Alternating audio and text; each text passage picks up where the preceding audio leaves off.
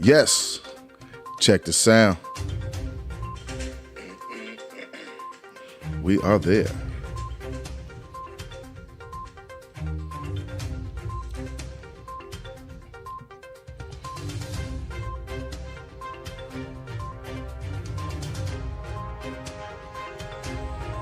There's a lot of news going on right now.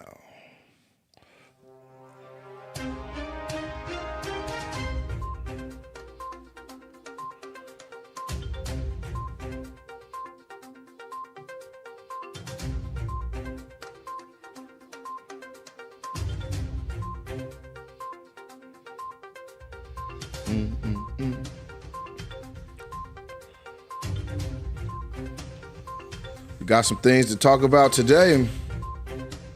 Yes, indeed. We are going to do we're going to break it down like we normally do. We're going to take our time. We're going to break it down. Hope everybody's doing good on this Sunday afternoon. And this story is a few days old. So caught up in the minutia.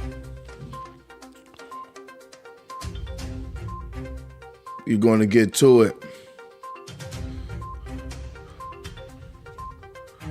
We're going to break it down on Soapbox Heroes. All the heroes, go ahead and jump in, tap in. Get on the soapbox today. Get on the soapbox. We got news you can use. Yes, sir. Yes, indeed. So much drama in the LBC.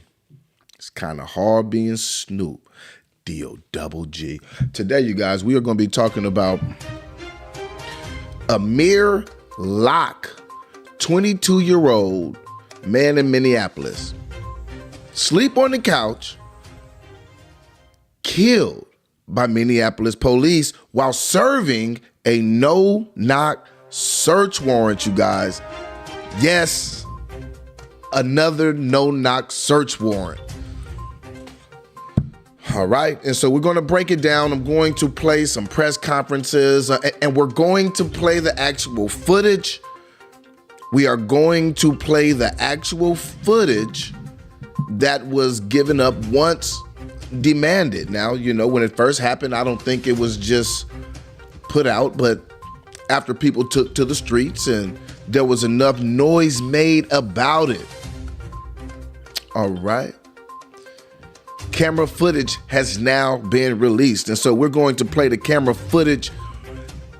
And the way that they say it on the news or show it on the news, the clip that I actually got, they showed it in regular speed and in slow speed. So we are going to do that here.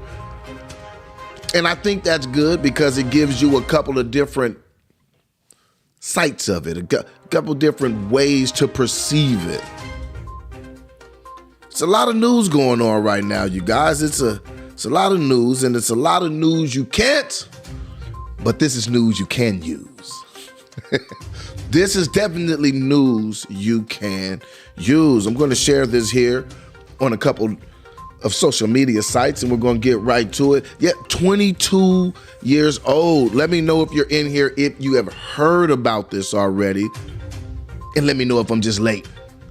Amire Locke in Minneapolis, 22-year-old man whose family says that he had just started paperwork and did the paperwork on a record label, and he was going to move to Dallas, Texas to be closer to his family and work on his music. They said he was a shining star that deserved to shine, and I got that from Yahoo News. Everybody getting sued. I don't want to get sued, so you're going to have a problem getting the money. Anyway. So yeah, we're going to go ahead and get over here to it, you guys. We got got a lot to talk about, and it really sucks when this happens because at 22 years old, I guess we can all agree that that is a life taken away too soon, correct? 22 years old, and these no-knock warrants, sorry, I'm trying to type at the same time. These no-knock warrants are something that I vehemently, how do you say that word? Vehemently, I really disagree with. I really disagree with the no-knock warrants just based on the simple fact that there's too many things that can go wrong. You are coming into a residence or a business, you're coming into a dwelling, and there's no knock. You're going to creep up on them, per se, and surprise them. And when somebody is surprised, how are they supposed to react? So look, you guys, we're going to come over here, and like I said, this is going to take some time, but we're going to break it down. Good evening and thanks for watching CBS News Minnesota. We are breaking in to report that the Minneapolis Police Department has just released a copy of a video taken during a deadly SWAT raid in downtown Minneapolis. A Minneapolis officer shot and killed Amire Locke yesterday morning while executing a search warrant. He shot Locke 3 times less than 10 seconds after entering the apartment. Now, the video that you are about to see is from at least one camera that was worn by an officer during the raid. It was given to us by Minneapolis Police, so we did not edit the video. It's going to show the exchange in slow motion, and then it'll show that exchange on video at full speed. And we do want to warn you, this video may be difficult to watch. Yeah, if this is something that you don't want to see, I would say now is the time to say goodbye to all your little friends. But yeah, hey, I'm gonna give you a second to go ahead and move to the left or turn the phone around or look away from the television, however you may be viewing this. And if you do want to view it, it's viewable. It doesn't get into the real gory part of it, but it does give an accurate portrayal from what I'm seeing of what happened. And as we can see from the start, they're entering the door with the key. So let's get into this. On video at full speed. And we do want to warn you, this video may be difficult to watch.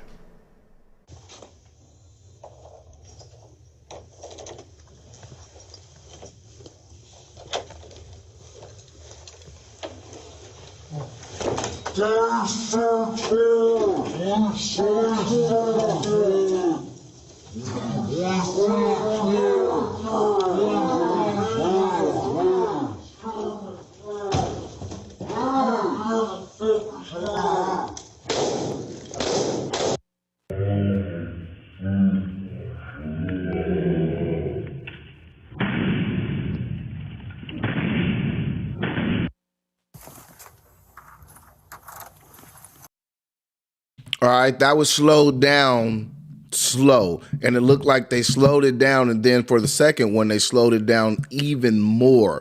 And now this is regular speed. This is regular speed, and I did feel a little differently after I watched them both. Now I don't feel differently about what happened, but I did learn something about slowing down the video and showing it at regular speed, how it may change the perception. And I'm not going to get to what mine is yet. Let's go ahead and watch this part 2.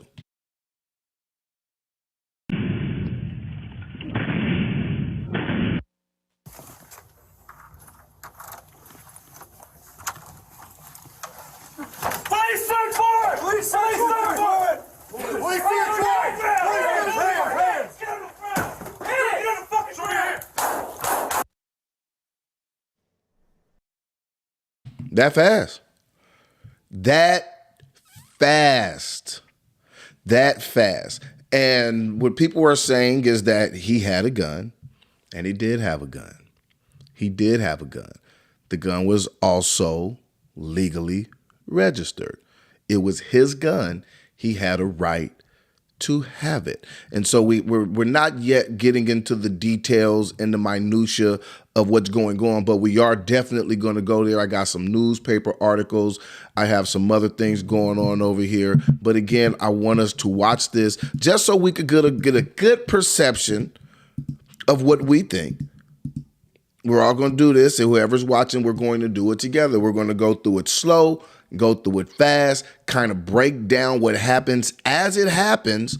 So when you hear things, you already know for yourself what really went on? Because in these type of cases, it seems like it'll start off one way, and then the more voices get involved, the narrative will start changing more and more and more, and people lose gravity of where they were when they very first saw it. So let's go ahead and take a little bit of time, and we're going to break this down bit by bit. All right? That's all right with you guys. Hit the like button when you come in, subscribe. Let's go ahead and do this. On video at full speed. And we do want to warn you, this video may be difficult to watch.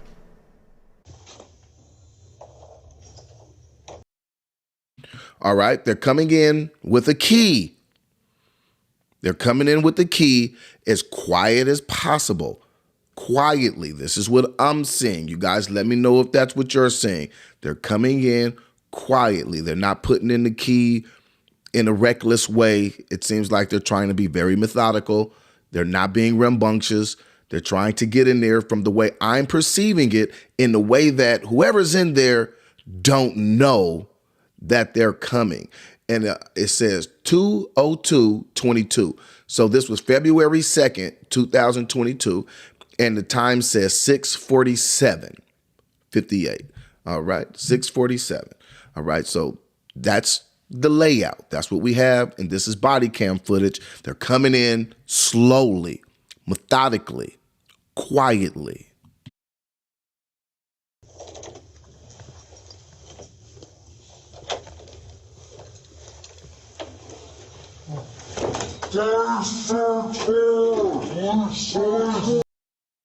Once the door is open and they're coming in, and this is slow motion. Once they're coming in, they announce themselves. That's once they're coming in. They didn't announce themselves previous to coming in, but as they're coming in, they announce themselves.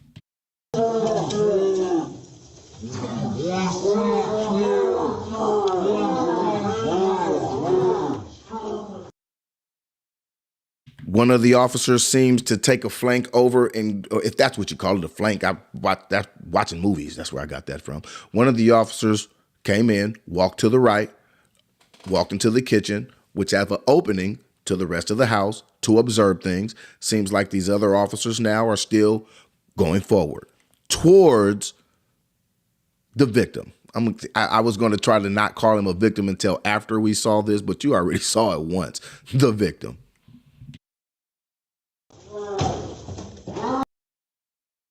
Now, that part is very important to me. I watched this a few times before doing this, and this is something that I want to highlight, and it's in slow motion. You see they kick the couch. They kick the couch, indicating to me that after they came in quietly, now they start yelling once they're in there, but they kick the couch. I'm going to ask you guys, why would they kick the couch? Think about that. Why would they kick the couch? Let's look at it.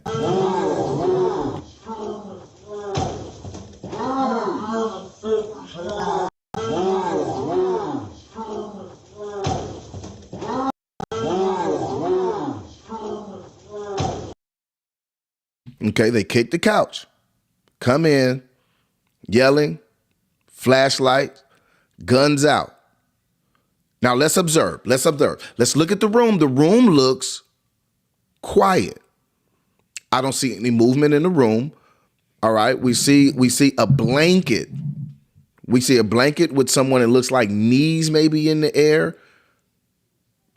Crouched over maybe, but knees in the air.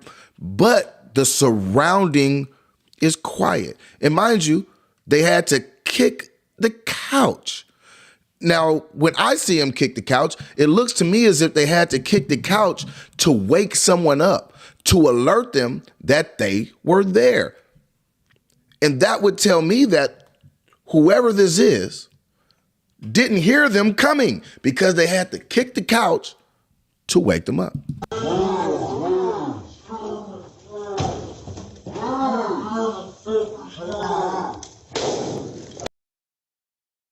That fast. All right.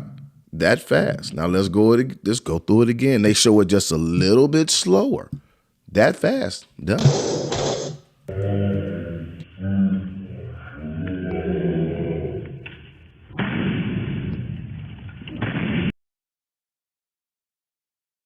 kicked the couch, and this is Amire Locke on the couch, looking as if he got startled, started to lift up.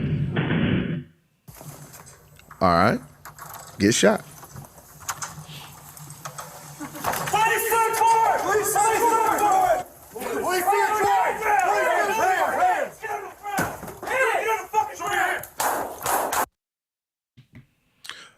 Wow. Okay. See, that at full speed to that me. Was video just released this evening. That at full speed to me looks like when they kicked the couch is when he woke up.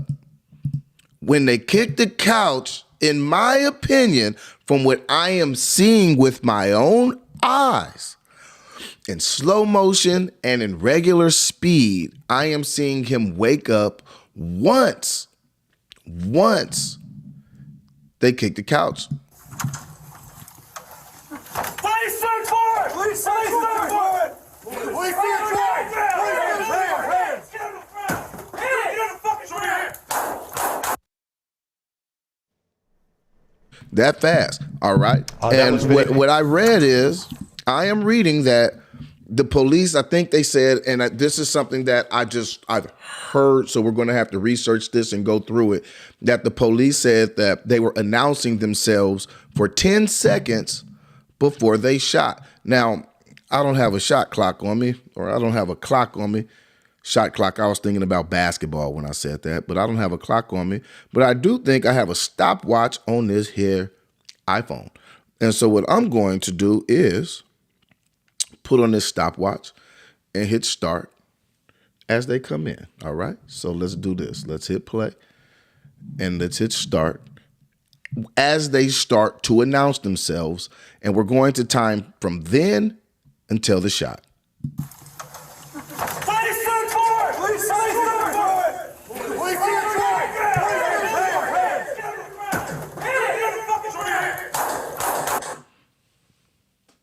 I got 8.26 seconds. That was video just. I got 8.26 seconds.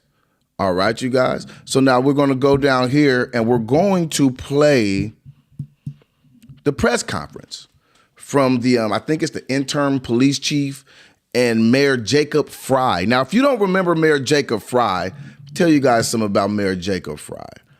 Mayor Jacob Fry, the mayor of Minneapolis, I remember after the George Floyd killing, he had got out there with the protesters and he got on stage and he was trying to talk and ended up getting booed off of stage. They snatched the microphone from him, told him to get out of here. They felt as if he wasn't sincere in the things that he was saying, that he was just up there just, trying to just pander for the time being. Younger mayor, seems like he tries to be hip, this, that, the third, but I do know that to be a mayor, you still have to understand the game of politics. So no matter how hip you are, it depends how you're going to lay out your politics. And so now we're going to go over to the press conference and we're going to listen to what the officials say about this. Then we're going to read some articles and stuff like that. Like I said, we're really going to break it down, but we got a good scope. We got a good scope of what happened from when they walked in quietly. Right here. We got it right up here. You got it right up here on the screen.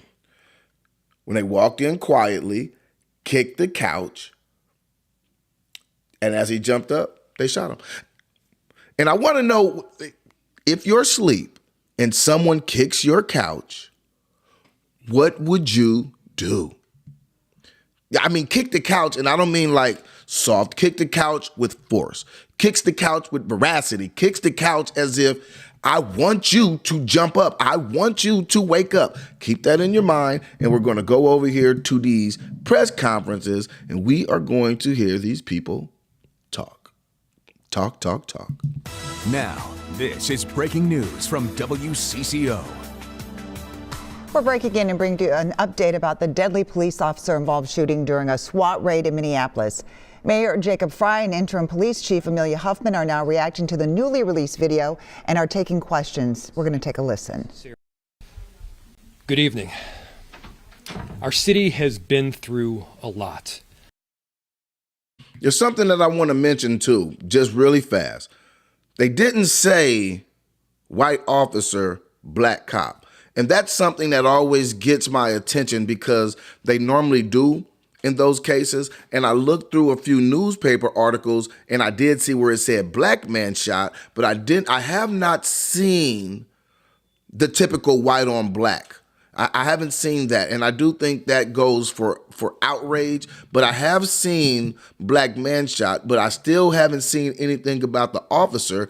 And this news anchor here isn't going there either. And that's just me looking at things, trying to figure it out just based on history and other shootings that we have saw and the way that they get rolled out in and out to the public. So we're going to listen to this. I just had to break in with that real quick. Police Chief Amelia Huffman are now reacting to the newly released video and are taking questions. We're going to take a listen. Good evening. Our city has been through a lot. The pain that we've been experiencing on a weekly, if not daily basis is only compounded by the complexities of the circumstances that we face. That's something that I've been grappling with every day, and I know people in our city have as well. The complexity of the circumstances. Now, let's listen to how complex this is because it didn't look that complex to me. It looked like they walked in quietly, aroused the guy when he jumped up as he should have jumped up. They shot him. Now, in grappling with it and having some of these hard discussions that we need to have, one of the first steps that is necessary is transparency. Good, bad, or ugly. And in achieving transparency, it's essential, and it was essential in this case, that we release the body-worn camera footage. I do want to make sure that you understand the considerations that are in place when we release body-worn camera footage and making sure that we're transparent. Now, I think what he's doing, and this is just, again, this is what I think. I think what he's doing is trying to lead the path to have to tamp down the protesters who are mad that they had to go through so much before they released the body cam footage. Because this was not something that was just like, oh, it happened, it's bad, let me release it, okay? Let me just go ahead and put it out there. It had to be some foot on the grounds before they released it. Let's get back to Fry. Transparent every step of the way. First, prior to releasing the footage, we want to make sure that the family that is grieving has an opportunity to see it first. That is a non-negotiable for me. Second, about a year ago, we instituted a policy in place that prohibited officers involved in a critical incident from reviewing body-worn camera footage prior to giving a statement. Now, that policy in some instances is in fact trumped by the state law. The state law says that body-worn camera footage is private or non-public unless one of several exceptions are met. Those exceptions are somewhat arbitrary and in general are to be determined by local elected officials. Now, mind you, just for the future, remember that he said those terms are arbitrary, pretty much arbitrary, which means that they could make it happen, Captain, if they want to. That's what I'm getting out of it, all right? That's what I'm getting out of it. They're arbitrary, all right? By the state law. The state law says that body-worn camera footage is private or non-public unless one of several exceptions are met. Those exceptions are somewhat arbitrary and in general are to be determined by local elected officials. The state law should be changed so that there is more clarity, there is more transparency, and people throughout our city know what to expect with regards to its release. Anyone who watches these videos, no matter... Now let's see if Mayor Jacob Fry tries to change them state laws. Let's see what push he makes. Now, I know he's the mayor, but let's see how he lends his voice when this dies down towards changing that to where, you know, people will know what to expect. And it seems like that would be something he would truly want, being that this is the second time he's had to go through this. This is the same place as George Floyd.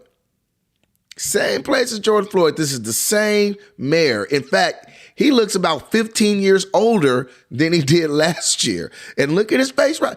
It has to be stressful. It has to be stressful. You signed up for the job, but let's also see if you follow through and not just fall out. No matter the circumstances, at the very least, experiences a deep and unsettled feeling. It's gut-wrenching. No matter the circumstances, a man, Amire Locke, has lost his life. A family is grieving and has forever been changed. Regardless of the circumstances, we must hold those facts in our heart. See, in my opinion, he keeps saying regardless of the circumstance to leave some ambiguity there to where there's like, but at the same time, I also think that he keeps saying no matter what. It's not no matter what. There are some people that can do some things to where if they were to get killed, you'd be like, hey, that's what they had coming. They don't feel this much unease every time someone gets killed because look at him. And I do know he's a politician and he knows how to put on in front of the camera. Look how the interim chief is looking behind him. Look at her. Look at her looking at him. Look at the look in her face. Do you see the look in her eyes? She looking at him. I don't know what that means. Maybe it's just where I stopped it because that can happen, but keep my eye on the way she's looking at him. But, let's see if he means what he says later on. This video raises about as many questions as it does answers, and those answers we need to be providing as quickly as possible through a number of investigations that are in fact already underway, whether through the Bureau of Criminal Apprehension or the St. Paul. After I watched the video in regular speed and slow motion 4 or 5 times, I don't have that many questions, but he says the video it raises more questions than it does answers. I don't have that many questions myself, but let's see. Or Minneapolis Police Departments, we intend to get answers as quickly as possible and in transparent fashion, recognizing that as of tonight, not all of those answers can be provided. These issues are complex, and I know there are so many here that are grieving and don't care as much about the complexity because, let's face it, a man has lost his life, but it is our job, it is my job as a leader to figure it out. I do not want to put the public or our officers in harm's way. These two principles, they are not mutually exclusive. They're up to us to work together to get the necessary resources, to provide the necessary information, and to have a willingness to both ask uncomfortable questions and then receive uncomfortable answers. Truth and justice must be our guiding principles, and make no mistake that they will be. Truth and justice. I'm just listening to some of these key words early in this particular situation, and I want to see how they bear out later. So for tonight, I know that so many people are grieving and gathering with their friends and their family. They want to process, they want to reflect the tragic events from the last few days. And they're still also feeling the grip of what our city has experienced in the form of so many crises over the last several years. Take care of each other. And from tonight, as we look ahead, we are committed to this work, to each other, and to swift transparency. And I'll pass it to our interim chief, Amelia Huffman. Interim chief, Amelia Huffman. So interim, if I'm not mistaken, that means she's just in there she's in there between chiefs, something, or interim. I'm gonna have to check that out. But she's the interim chief. Now, it's her job to give a breakdown of what you just saw. Let's listen to her breakdown of what you just saw. And it is the responsibility of the people she's talking to ask her details. So let's listen closely and let's see what come out and add that to what we already have saw earlier in this video.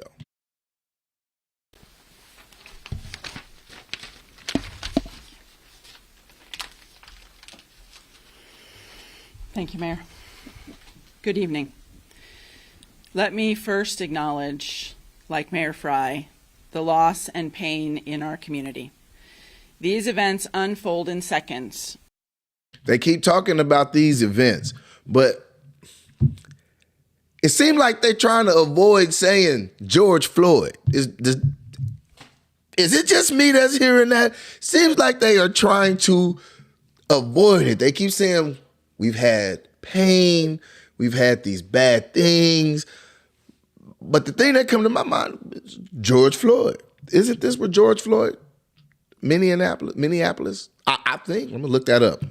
But the trauma is long-lasting.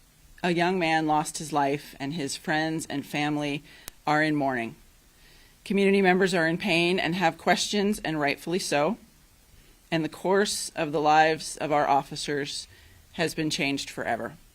It's a sobering moment. Community trust is a public safety requirement. In Minneapolis, our community safety work is only as good as the public trust that we have built, and we have plenty of work ahead of us. Events like this tonight, as well as community conversations that I've had yesterday and today, are part of that work. The decision that we made to release this footage is not necessarily common among local governments, but I believe it is the right decision. Now, they believe it's the right decision, but I wonder if she's going to go on. I have not watched this press conference. I'm watching it with you guys.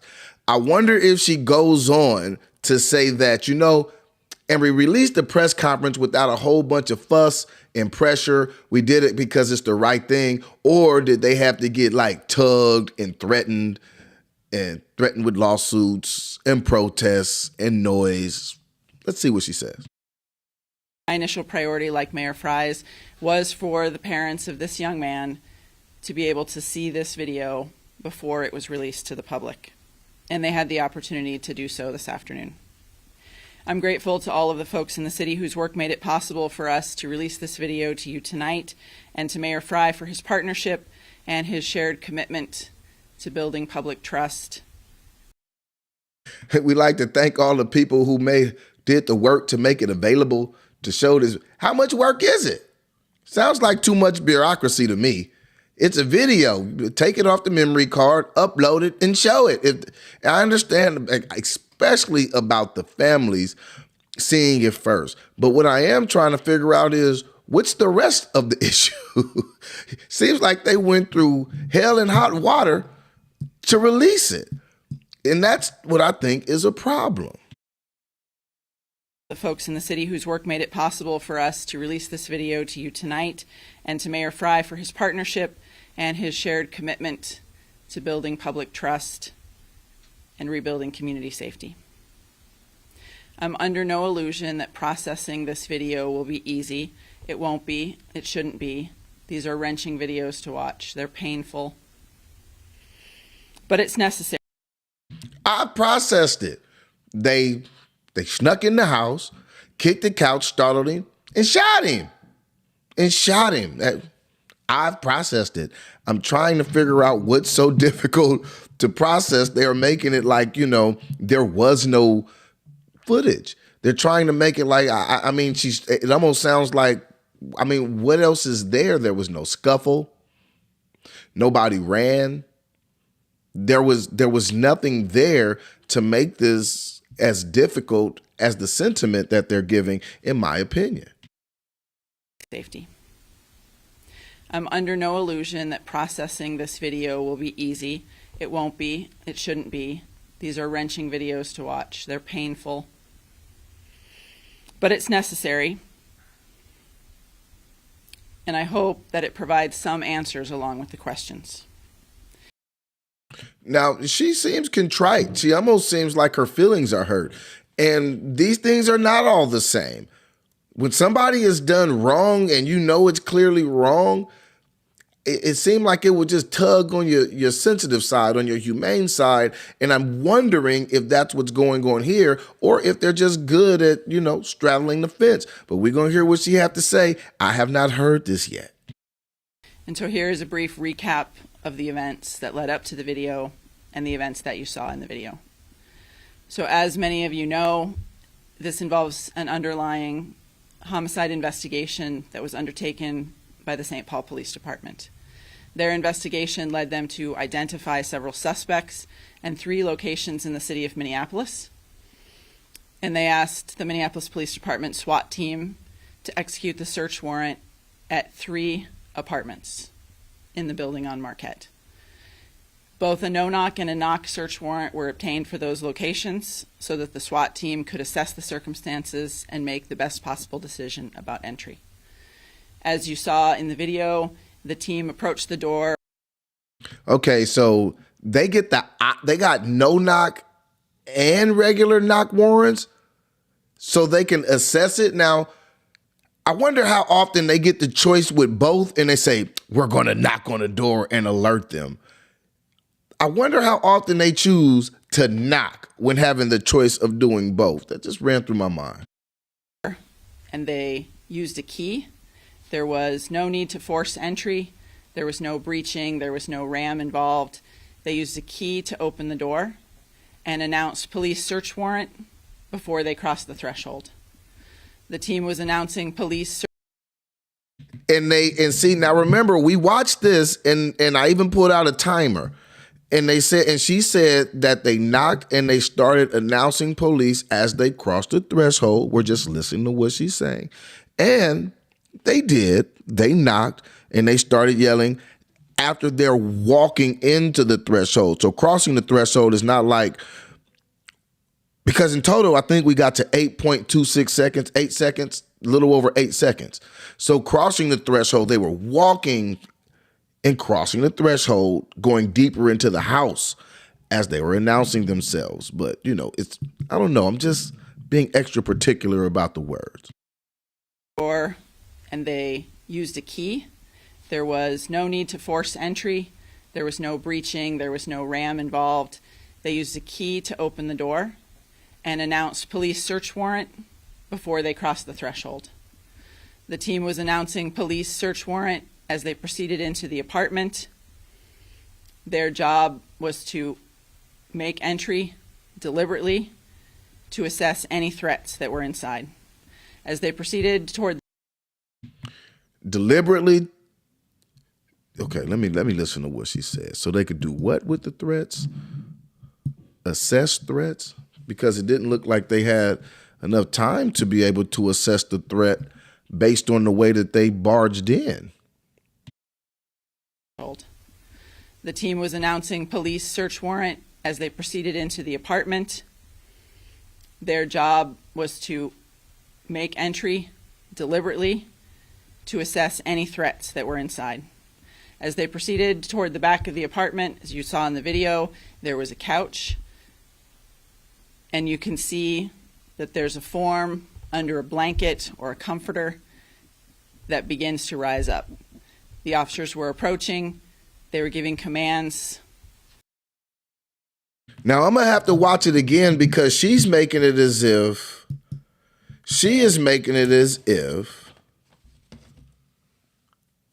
Amire was rising up as they were walking towards him.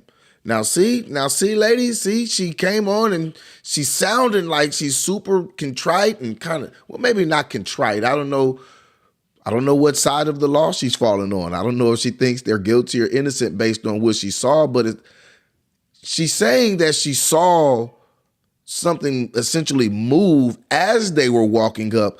And that's not what I saw. I saw the person, actually, because they don't want to call it a person for some reason at this point, the object, under the covers, seemed to me to have been being still until the couch was kicked. So we're going to go back and watch that after this, but all right, let's listen. Into the apartment. Their job was to make entry deliberately to assess any threats that were inside. As they proceeded toward the back of the apartment, as you saw in the video, there was a couch. And you can see that there's a form under a blanket or a comforter that begins to rise up. The officers were approaching. They were giving commands to show your hands, show your hands. And as they got close, you can see, along with an individual emerging from under the blanket, the barrel of a gun, which comes out from the blanket and becomes more fully exposed as you move frame by frame through the video. And then Okay, now I got to go back. I'm sorry. I got to go back and look at it for myself based on what she said, because now that it's fresh on my mind what she said, she's making it as if once they came in the door, once the police officers came in the door, she's making it as if soon as they crossed the threshold that Amire started to rise up. And they started to tell him, let me see your hands, let me see your hands. And that's when they saw the gun, and that's when they shot. Now, I did slow it down, and I looked in some other publications and stuff, and I have a picture. He did have a gun, and the gun, well, I'm going to let you guys find that out as we go along, because you need to know this information. Because if I say it, you're going to say, well, that's hearsay. And I guess if you hear it from, somebody with a suit on, you'll believe it. So, but real fast, I'm going to stop this right here and go back, and we're going to look at this for ourselves. Let's look at this. Now, this is breaking news from WCCO.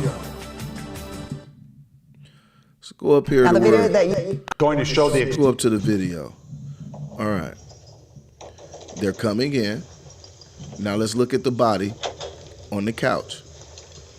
Okay, they're quietly entering. Quietly entering. And as they're crossing the threshold, they are announcing themselves. Right? But let's see if we see him rising up. Because I'm wondering if he was already like rising up and creating a threat, why would they kick the couch? That's what's on my mind. Let's go through and look at this.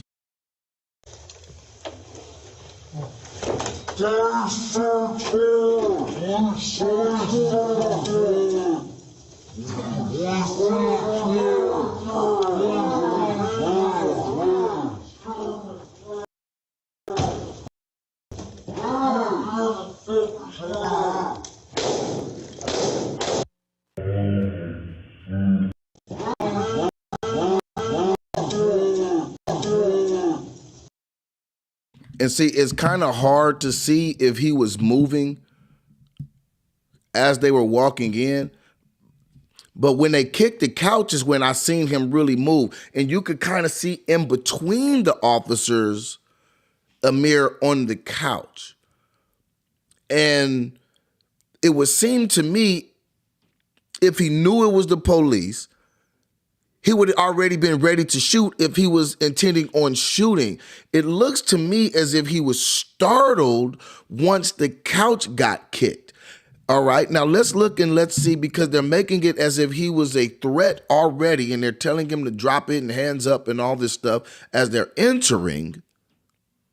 Then they see a gun. And I timed it last time in full speed. This is how much time it took that I timed. It was 8.26 seconds.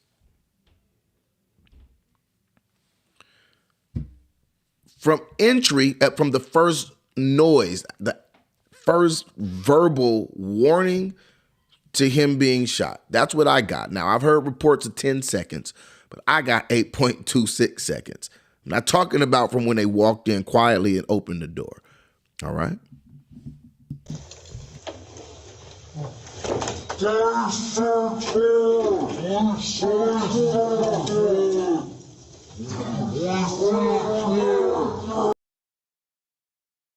See, I'm looking in between his arm right there, in between that officer's arm that got his hand on his hip. That's the area that Amire is in, and I don't see, and I'm looking at the light, and I don't see anything obstructing that light, like something moving. And I can see him a little bit, and it's looking like the same position he's in as they get closer. But that's just what I see right here. Let me see something. Let's see if we could. Oh, the marvels of technology. Make it bigger. Okay, and so he's right there and he's laying down. I don't see any movement coming from him at that point. But again, I'm going to be honest. I can't just give the a fair scope like I'm standing right there or as if they're showing the body cam of the first officer or the closest officer to him.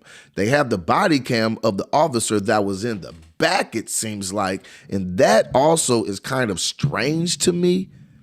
Where's the body cam of the officer that was in the front as they walked in? Or the officer that flanked over to the right that's standing there with his gun watching the whole thing? I wonder if his body cam has an angle that's not being shown. And that's what gets me about these, is they kind of show you what you want, what they want, let you react, and then hit you with something else later. But from what I see, I do not see movement like that. And let's be quite honest, if he was moving, they would have all stopped and already have been shooting. So why are you approaching him if he's already moving and you're not firing until after you kick the couch? Now I'm listening to that lady and I'm watching. Let's watch.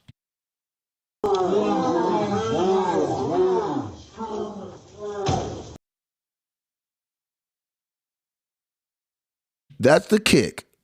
Now, there's no gun at this point. He's still under the covers. Let's see. Do you see him? Can you see his body? Can you see who it is at this point in time? I wonder if he even knows who he got killed by. Look at this. Can you see him visibly? Are these police officers visibly, would you think that they're visibly afraid at whatever is curled up under the covers? And mind you, they kicked the couch. Let's look at it.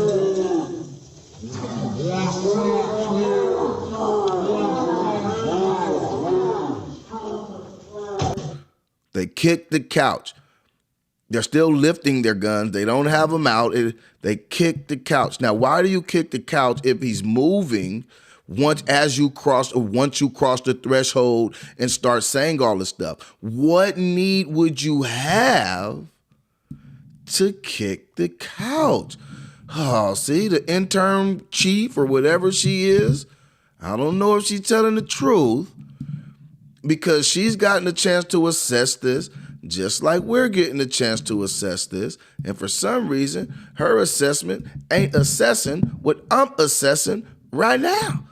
You know, I know we both got eyeballs. Maybe hers work better than mine. Let me get back over here. Let me squeeze Deshaun in here and put this right there. Okay, let's see.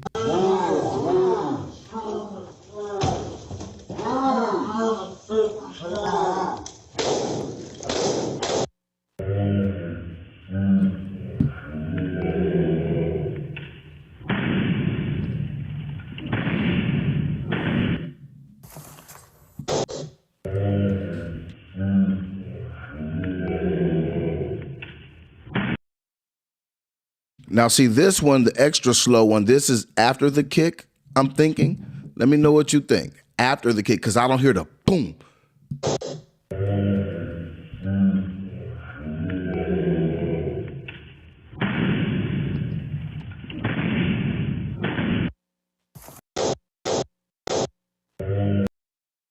Okay, maybe that was pre-kick, because I did hear a little,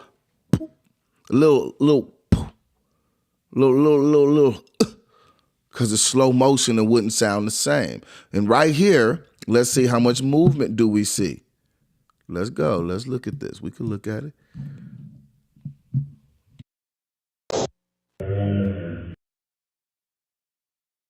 All right. Right there at that point, you see him turning over. He's turning over. And they haven't shot. All right. And he does grab a gun. He does grab a gun, but they turned over. They haven't shot. So they're not afraid. They're all the way in there. And my question is, what is he supposed to do right now? You're asleep. He's obviously asleep. He was not on his feet. This is different than the Breonna Taylor case. He wasn't on his feet. He was really asleep. They kicked the couch, startled him.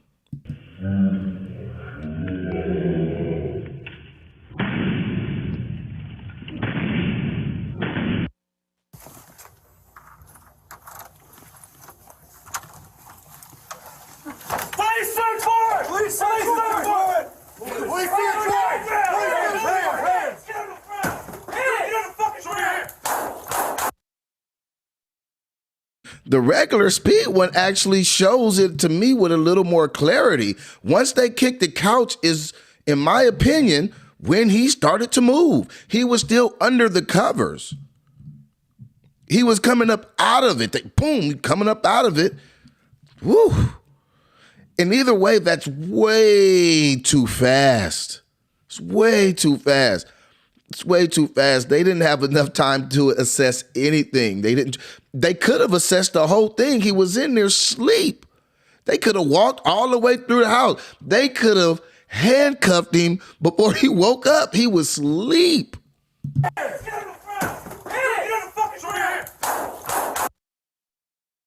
Now, is it me or did they kick him up? Did they kick him awake?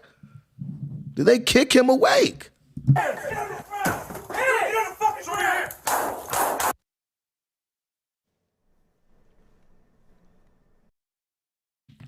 Did he look prepared for that?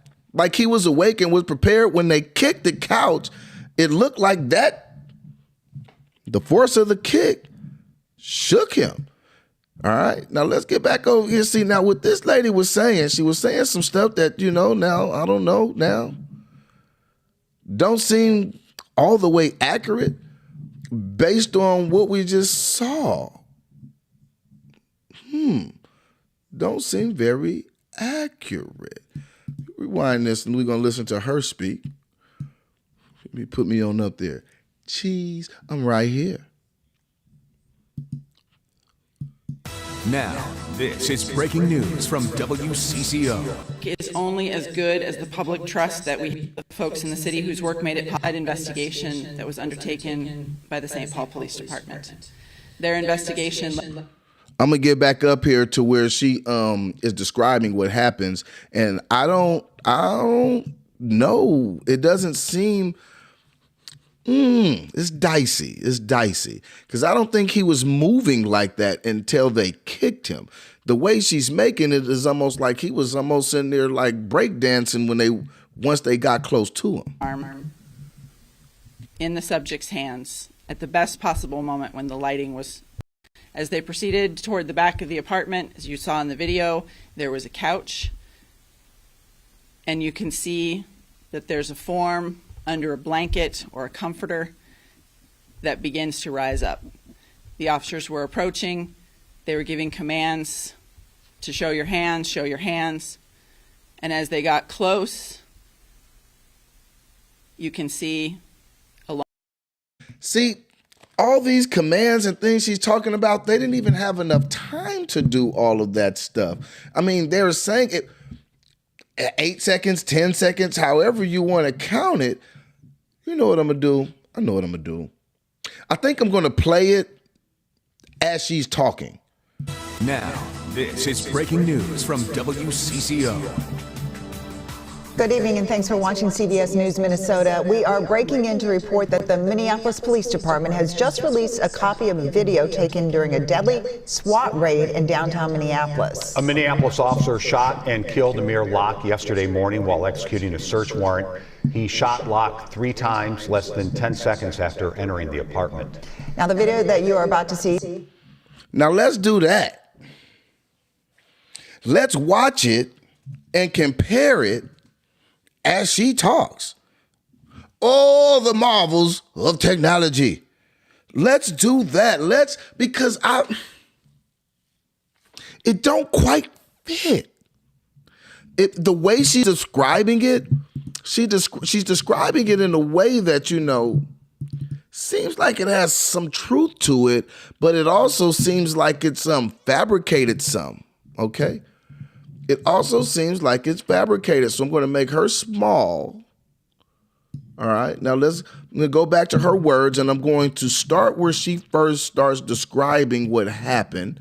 Then I'm going to get up here where they're showing it on the news, and we're going to kind of juxtapose them and play them at the same time. Let's hear what she's saying. Let me get this spot right. No RAM involved. They used a key to both a no-knock and a knock. So as many of you know, all right, that seems like a good spot with that. Now let me get to a good spot with these people over here. Okay. Oh, yes, Lord. Technology. All right. Let's get over here with her.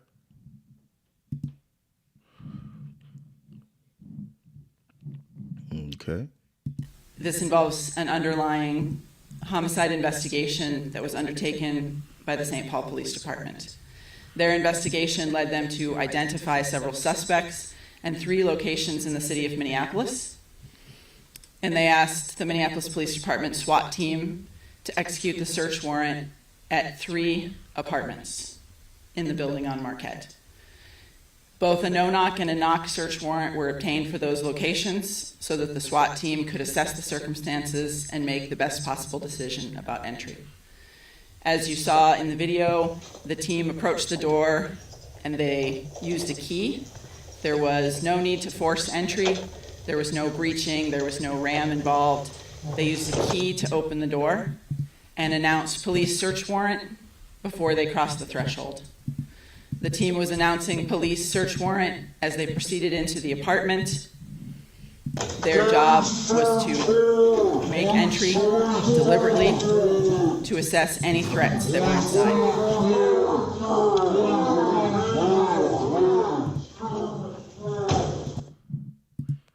All right, so we got them entering. Let's see what she says happens after that. As they proceeded toward the back of the apartment, as you saw in the video, there was a couch, and you can see that there's a form under a blanket or a comforter. Okay, we see the form that's under the blanket or a comforter. The human being, the human life that was taken, but we could say the form, if they want to be technical, Amire Locke, the form, if they want to be technical. All right. That begins to rise up. The officers were approaching. They were giving commands to show your hands, show your hands. And as they got close, you can see, along with an individual emerging from under the blanket, the barrel of a gun, which comes out from the blanket and becomes more fully exposed as you move frame by frame through the video. And then the still shot shows the image of the firearm in the subject's hands at the best possible moment when the lighting was fully on him. That's the moment when the officer had to make a split-second decision to assess the circumstances and determine whether he felt like there was an articulable threat, that the threat was of imminent harm, great bodily harm, or death, and that he needed to take action right then to protect himself and his partners. Wow, kind of watching it at the same time. The way she's describing it makes it seem like way more time than it was. So they're actually announcing themselves as they're approaching him and kicking him and shooting him at the same time. I timed 8.26 seconds. I timed 8.26 seconds. Now she's explaining it away, and as she's explaining it away, it just seems like it's just way more time than it actually is. I don't know if this is helping anybody assess this as we go through it. What's going on with you, Rick? What you missed, man? In Minneapolis, a kid named, well, he's 22. His name is Amire Locke.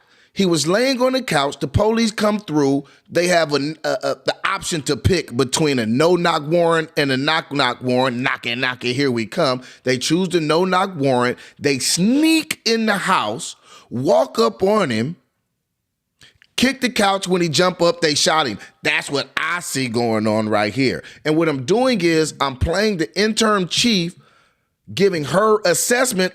She's watching what we watched. And I wouldn't be surprised if she's seen even better angles, but we're watching what happened as they entered. And we're trying to see if it lines up with what she's saying. Now, technically, what she's saying is true to an essence, because she's not giving credit to the speed in which it happens so far. Now I'm lining it up. I'm watching it with you guys. And what I'm going to do is I'm going to go ahead and I'm going to start it again. So you can see what happened. As a matter of fact, they do 2 in slow motion and 1 in regular speed. And as that happens, I'm going to actually just play what she's saying. We're going to run a simultaneous over here.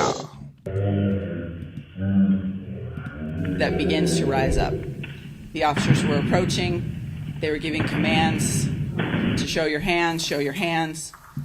And as they got close, you can see, along with an individual emerging from under the blanket, the barrel of a gun, which comes out from the blanket and becomes more fully exposed as you move frame by frame through the video. And then the still shot shows the image of the firearm in the subject's hands at the best possible moment when the lighting was fully on him.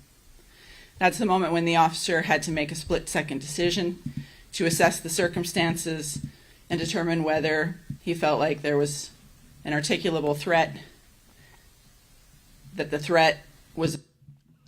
He didn't get... Okay, now that's the part that's getting to me, is when they're making it like we took the time to assess the threat. Yeah, you did see a gun. You did see a gun. And at the same time, he was the registered owner of that gun, and he was not on the warrant. He was not the reason that you were there. So my question is, what is he supposed to do besides grab the gun?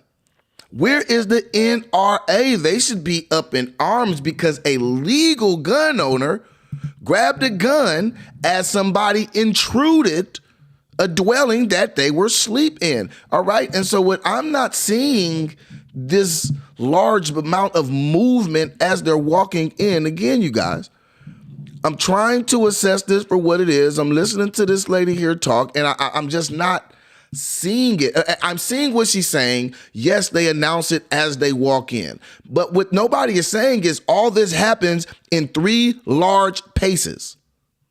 They at the couch in 3 large paces. 1, 2, 3. Kick the couch, he jump up, shots.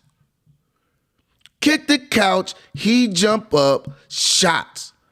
And so what I'm going to do is I'm going to play it again. And as I play it, I'm going to turn down the police announcing themselves, because we do hear it. We hear they announce themselves as they walk in, as they cross the threshold. But as they cross the threshold, it's only a few steps from the threshold to Amire Locke, which he's calling an object under the covers.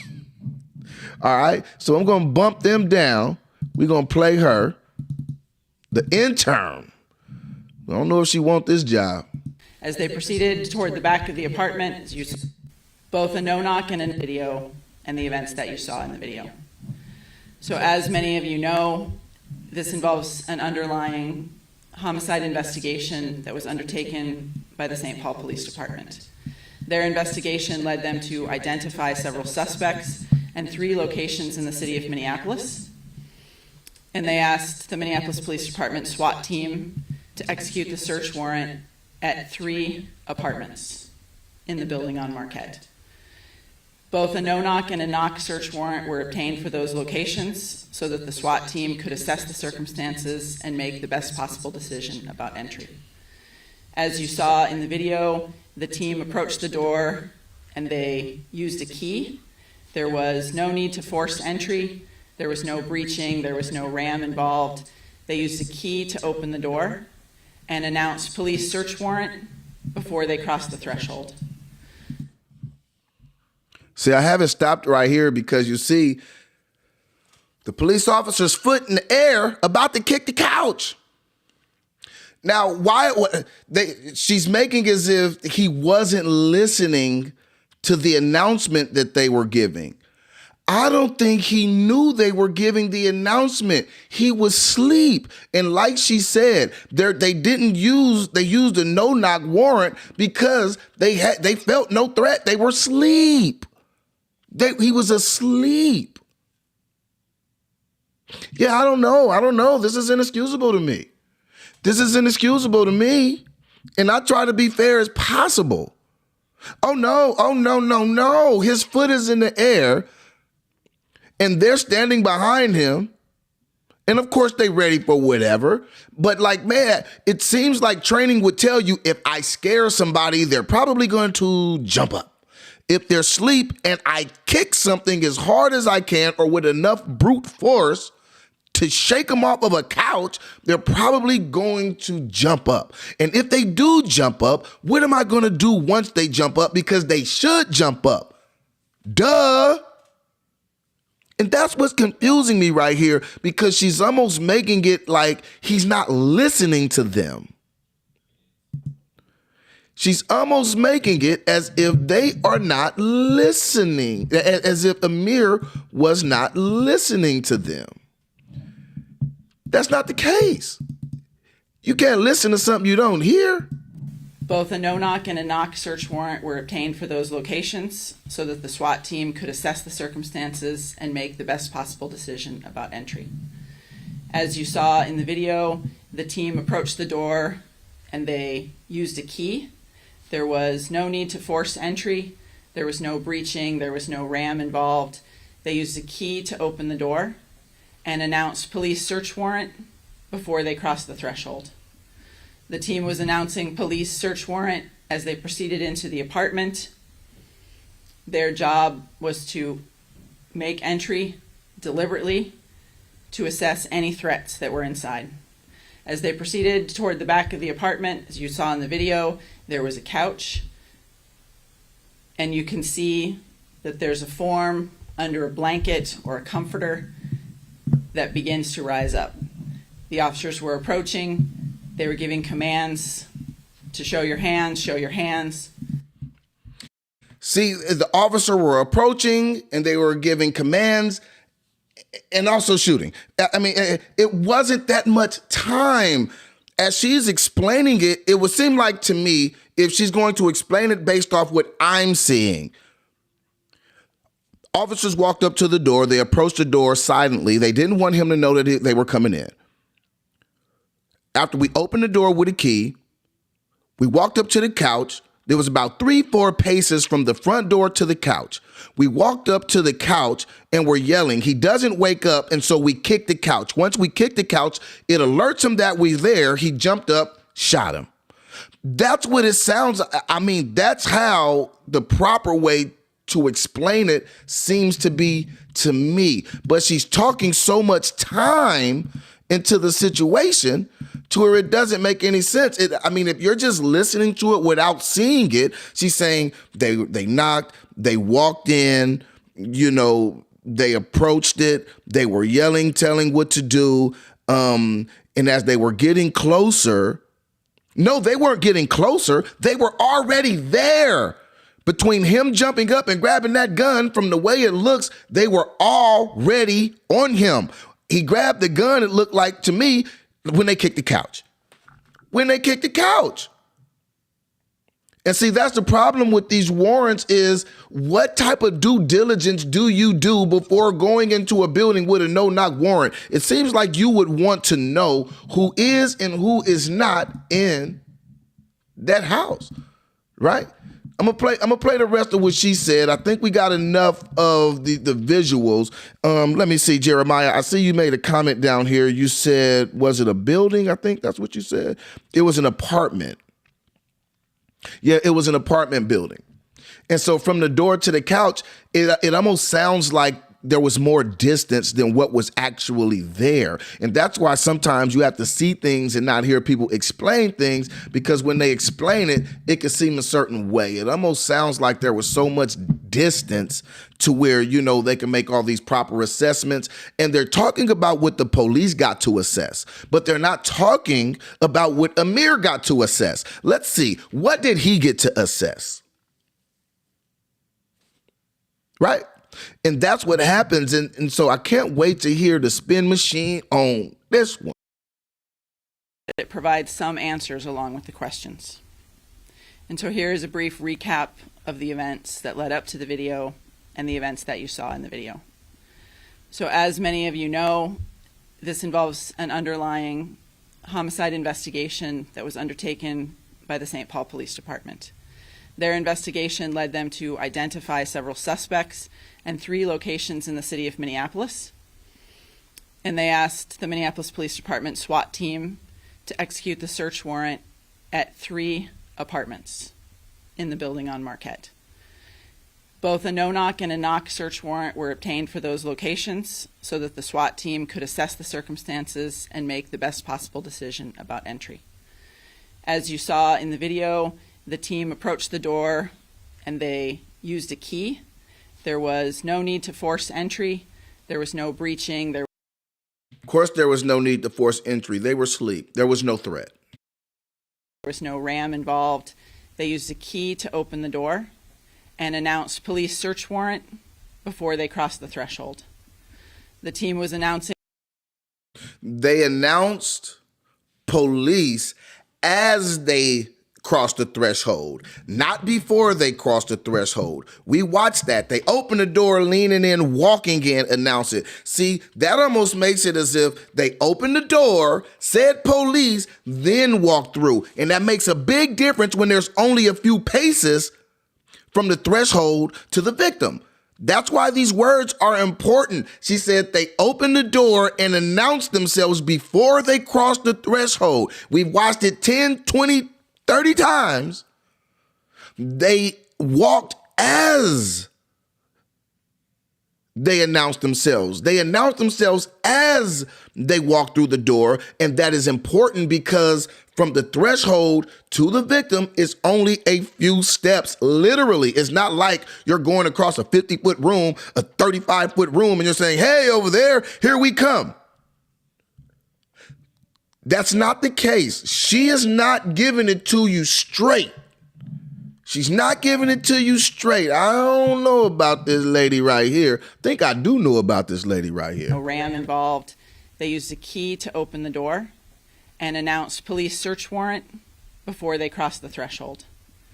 The team was announcing police search warrant as they proceeded into the apartment. Their job was to make entry deliberately to assess any threats that were inside. As they proceeded toward the back of the apartment, as you saw in the video, there was a couch, and you can see that there's a form under a blanket or a comfort. Just going to say it, we can see a human being under the blanket. We could see Amire Locke under the blanket. Yeah, we did. And I understand the technicalities. We saw a form. Just stop. Now I'm starting to see you, lady. That begins to rise up. The officers were approaching. See, again, they're making it like he's rising up slowly as they're approaching slowly. And it wasn't as precipitous. No, it wasn't like that. It was, they were on him quick. And then he started to rise up. It wasn't this maturation of him rising and them walking toward at the same time while giving out directions and him not listening. That's not it, the way she's describing it. It's not it. Words are important. And at the same time, she's being pretty much accurate with her description, but the nuances of it, no. Hold up. Wait a minute. Something ain't right. That begins to rise up. The officers were approaching. They were giving commands to show your hands. And as they got close, you can see, along with an individual emerging from under the blanket, the barrel of a gun, which comes out from the blanket and becomes more fully exposed as you move frame by frame through the video. And then the still shot shows the image of the firearm in the subject's hands at the best possible moment when the lighting was fully on him. That's the moment when the officer had to make a split-second decision to assess the circumstances and determine whether he felt like there was an articulable threat, that the threat was of imminent harm, great bodily harm or death, and that he needed to take action right then to protect himself and his partners. Okay, now I want to show that because he did have a gun. He did have a gun, but my question is, isn't this what he's supposed to do? Somebody running up on you, you sleep. You are out to the world. And again, he is not on this warrant. He's not even a part of the investigation. And again, when we have these no-knock warrants, when are they going to investigate all the existential circumstances surrounding the warrants, like the where, when, and why? Who else is in there? Why are they in there? And when are they going to be in there? Do they not care? And now she got to sit up here and exaggerate a story, all while looking sad and contrite, but still misrepresenting things based on what she's saying, because she's trying to give the perception of them yelling out and announcing themselves before they cross the threshold. And that's only important because they did it as they crossed the threshold. And the apartment is so small, as you cross the threshold, you're already up on the guy. Now let's see if she talks about the kick and see, but I did have to show it because there are going to be people out there that say he didn't have a gun. And I like us to be accurate in what we're saying. And so we're not going to act like there wasn't a gun. He did have a gun. He actually did have a gun. But you can tell he was under the covers. And see, he wasn't already up. You can see the pallet. Look, oh, wow. You can see, is this the pillow that he was laying on? Is that the pillow? He still have the covers draped all the way over him. So it wasn't like he jumped out and got ready and was prepared. He was startled. And again, we saw the tape. We saw the body cam footage. Now, it wasn't the body cam footage of the first officer for some reason or another, but we did see some body cam footage. And we looking through this. Like I said, technology could be a great thing if you want it to be. So we can see that. So yes, he did have a gun. He did have a gun. All right. Let me go ahead and get that off the screen and let's get back over here to her. Who, in my opinion, is kind of misrepresenting what happened because she's leaving out a few small things like they were approaching as they were announcing. And that's important when somebody is asleep and there's only a few feet in between that announcement and the approach and that person. But I'm going to give her a chance. We're going to see if she go ahead and be a little clearer with the timeline as she speaks. Ultimately, that decision of whether that threshold was met will be examined by the county attorney's office that reviews this case. The homicide investigation in St. Paul is ongoing. Mr. Locke was not named in the original search warrant, and so at this point it is unclear if or how he is connected to St. Paul's investigation. It's unclear how he's connected. And if he wasn't a part of the case and he wasn't on the warrant, sounds like he wasn't involved. See, what do you mean it's unclear on how he was involved? You're the interim police chief. But you want to say you're unclear on how he was involved? Was he involved? See, you can't try to stop the blunt of guilt early or try to tamp down what's going on and set things up for later. Either he was involved or he wasn't. You being the police chief, I think that you are actually privy to that information. So you don't know how he ties in with it. What if he was just spending the night at someone's house? And that's why I'm saying when it comes down to these no-knock warrants, all of these warrants, it would seem like these bonehead decisions could be avoided by doing a little bit of investigation. What happened to the police investigators? You know what they call them guys that investigated? Because they could have found out that this 22-year-old guy was there legally with the firearm. And that would tell me, like, you know what? Maybe he has the firearm and he's ready to use it. And since he's not involved in this, maybe we should do it when he's not there. Why would we want to put the officers in danger? But see, they don't even care to do enough research to find out what's going on. Put somebody in front of the house, watch it. But no. Why go through all that work when we could just kick in the door and shoot somebody? Why go through all that research?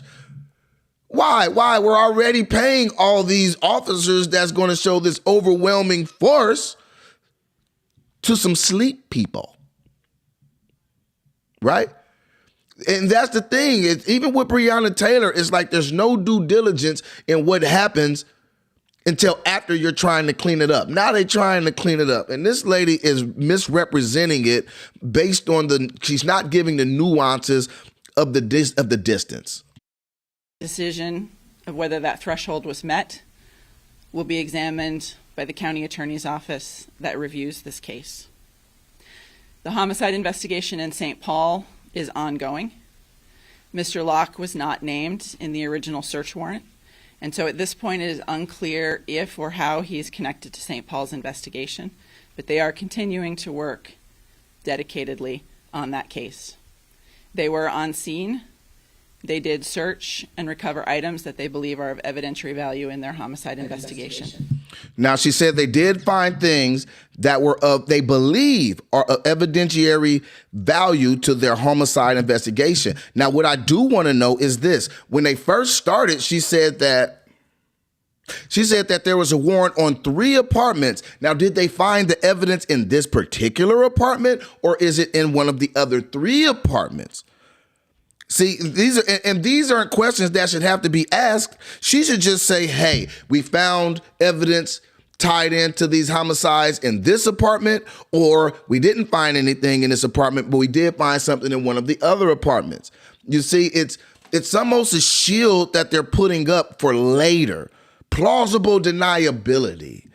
It almost seems as if what she's trying to set up. And that worries me. Because sometimes people believe that BS. Is connected to St. Paul's investigation, but they are continuing to work dedicatedly on that case. They were on scene. They did search and recover items that they believe are of evidentiary value in their homicide investigation, and that work continues. The investigation by the BCA is ongoing. The Minneapolis Police Department will also make an assessment of policy and procedure violations in a separate internal administrative investigation. A separate internal administrative investigation. And that's the problem, is when these people get to investigate themselves. My nephew is on here. Could you imagine if I got to investigate every time somebody thought he did something wrong? Let's investigate and see why he didn't go to school today. I'm going to get done with the investigation. My investigation says he was there. Y'all just missed him. Case closed. There are multiple jurisdictions and multiple investigations bound up in this discussion, and that makes information sharing extremely complicated. I want to be direct with you due to the multi-jurisdictional considerations. I want to be direct with you? Lady, you've been so indirect. Now you want to be direct? Again, directly to tell the truth would be like, hey, we walked up to the door. We snuck in the door. Once we started walking in the door, we started announcing ourselves. And by the time we can announce ourselves, really, we were so close to him that we had to kick the couch to alert him we were there. She still haven't said nothing about kicking the couch. See, it might sound small, and then when you hear these people talking and you go through comments and stuff, and they'll be like, they kicked the couch and dismiss it, or they won't say they kicked the couch. But the reason that's so important is because she's describing it as if he was already in motion and grabbing his gun and getting ready for them to come as they were getting there, when that's not the case. Because do you think they would have took the time to kick the couch if he already had the gun in his hand? If they were already afraid for their lives? They weren't afraid for their lives. They were afraid they were going to miss donuts, so they had to kick the couch to wake him up. He was asleep. And she's misrepresenting that. She's completely misrepresenting what happened. She is leaving out so much nuance on purpose. Now I'm looking at the look in her face. And see, earlier she was looking real contrite.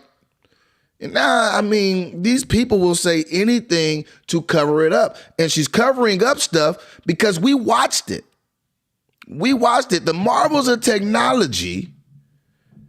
Technology is great. You know why technology is so good? I'll show you why technology is so good. because I could do this to her. I could do this to her. We're going to make her small. We're going to minimize her. We're going to make her minimal. Minimal. All right? And for you, if you guys just came in, you guys can see. Now, we're going to juxtapose what we see going on to what she says, because she's making it as if they announced before they came in, that the officers announced before they came in, before they crossed the threshold. And she's also making it as if he was already coming up out of the blanket, and then when they got there, they saw the gun. But my thing is, she leaves out the fact that they kicked the couch, and the kick is important. And if you haven't seen it, you will see why right now. Police search warrant! Police search warrant! Police search warrant! Hands! Get on the ground! Get on the fucking ground! They kicked the couch, and then he grabbed his gun. Shouldn't he do that? Is that not what he should? Is that not what he supposed to do?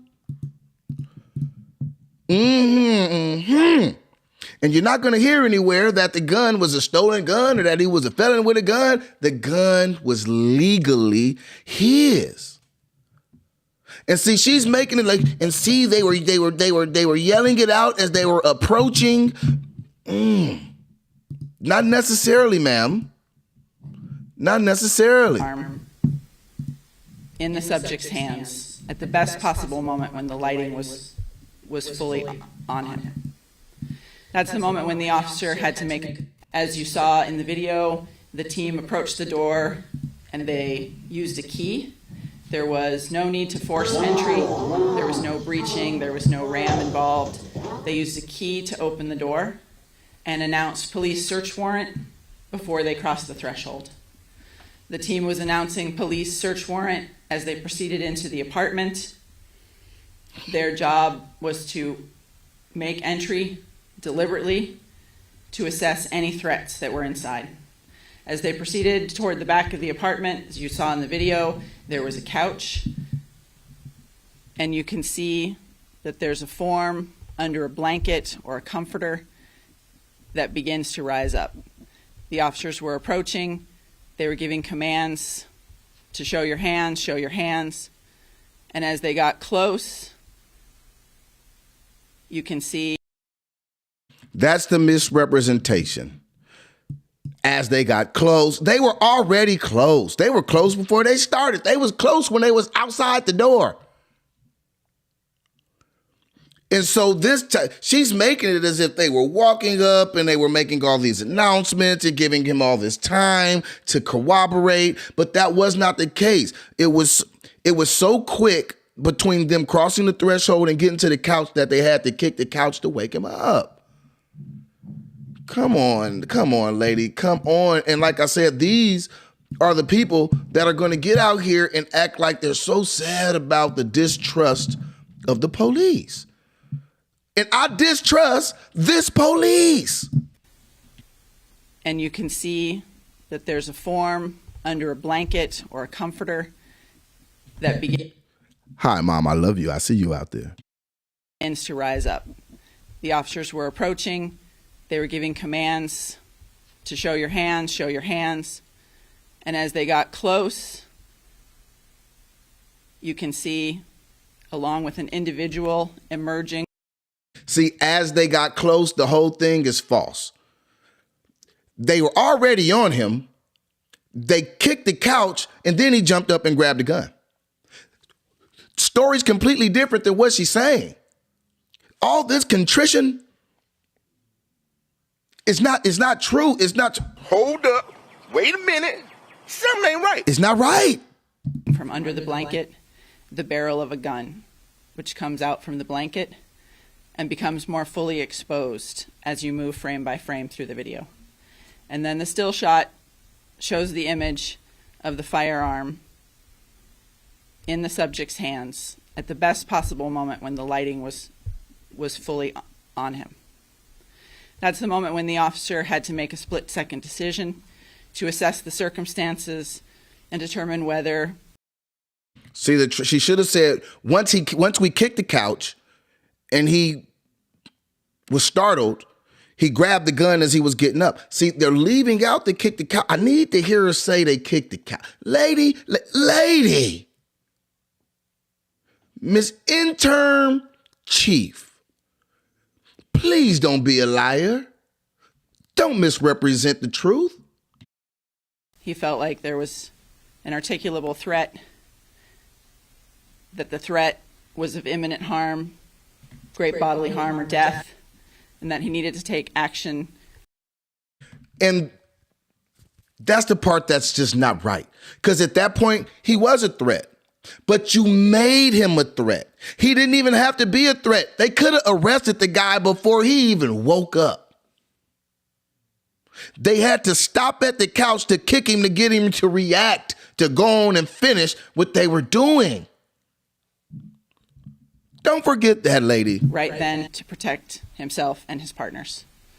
Ultimately, that decision of whether that threshold was met will be examined by the county attorney's office that reviews this case. The homicide investigation in St. Paul is ongoing. Mr. Locke was not named in the original search warrant, and so at this point it is unclear if or how he is connected to St. Paul's investigation. And like I said, that is phenomenally sad that she's saying they don't even know how or if. Being that she's the chief of police right now, you can't get that information.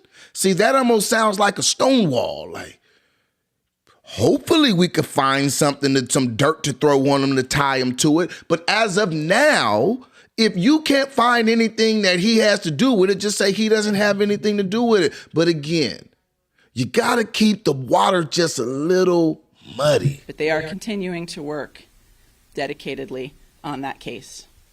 They were on scene.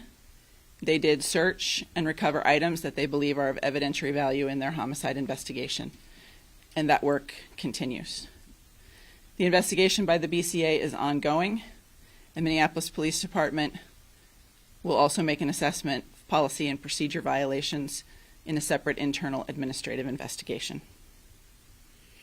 There are multiple jurisdictions and multiple investigations bound up in this discussion, and that makes information sharing extremely complicated.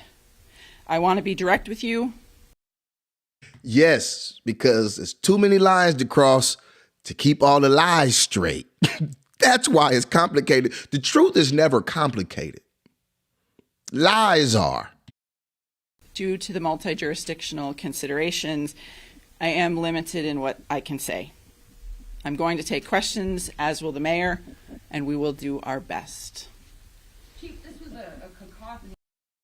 Could y'all see me out there? I got a question. I got a question, lady. I got a question. They would never call me. Be like, shut up, Tyrone. This young man, presumably sleeping, had very little time to react. He was probably stunned. I mean, are you going to look at your policies and possibly call this justifiable in the wake of everyone seeing this footage? He was probably stunned. Not even probably. He was 100% stunned. And that's the first thing that comes out of a reporter's mouth, but that never came out of this intern chief's mouth. Intern Chief Hoffman. Now, does that when you guys are listening to these things? Because when they show the little clips, they'll show what she says. They won't show the press's question. Right?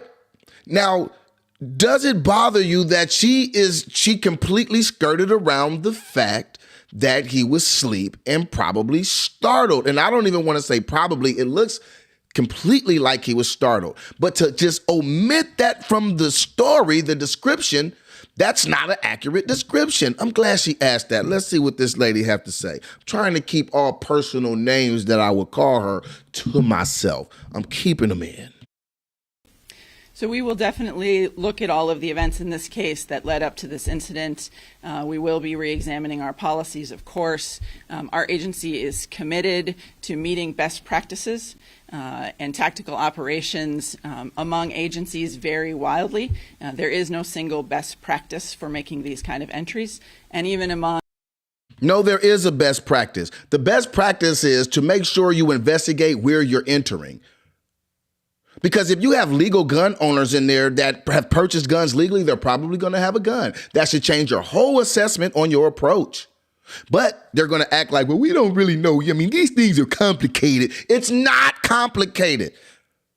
See, a lot of people give you news you can't use. I'm going to give you news you can use. The part you can use is the solution. The solution would be to thoroughly investigate the houses you go in. Sit people in front. Do a stakeout. Eat sandwiches. Bring a lot of donuts. Take your time. Is that not worth the innocent life that you just took?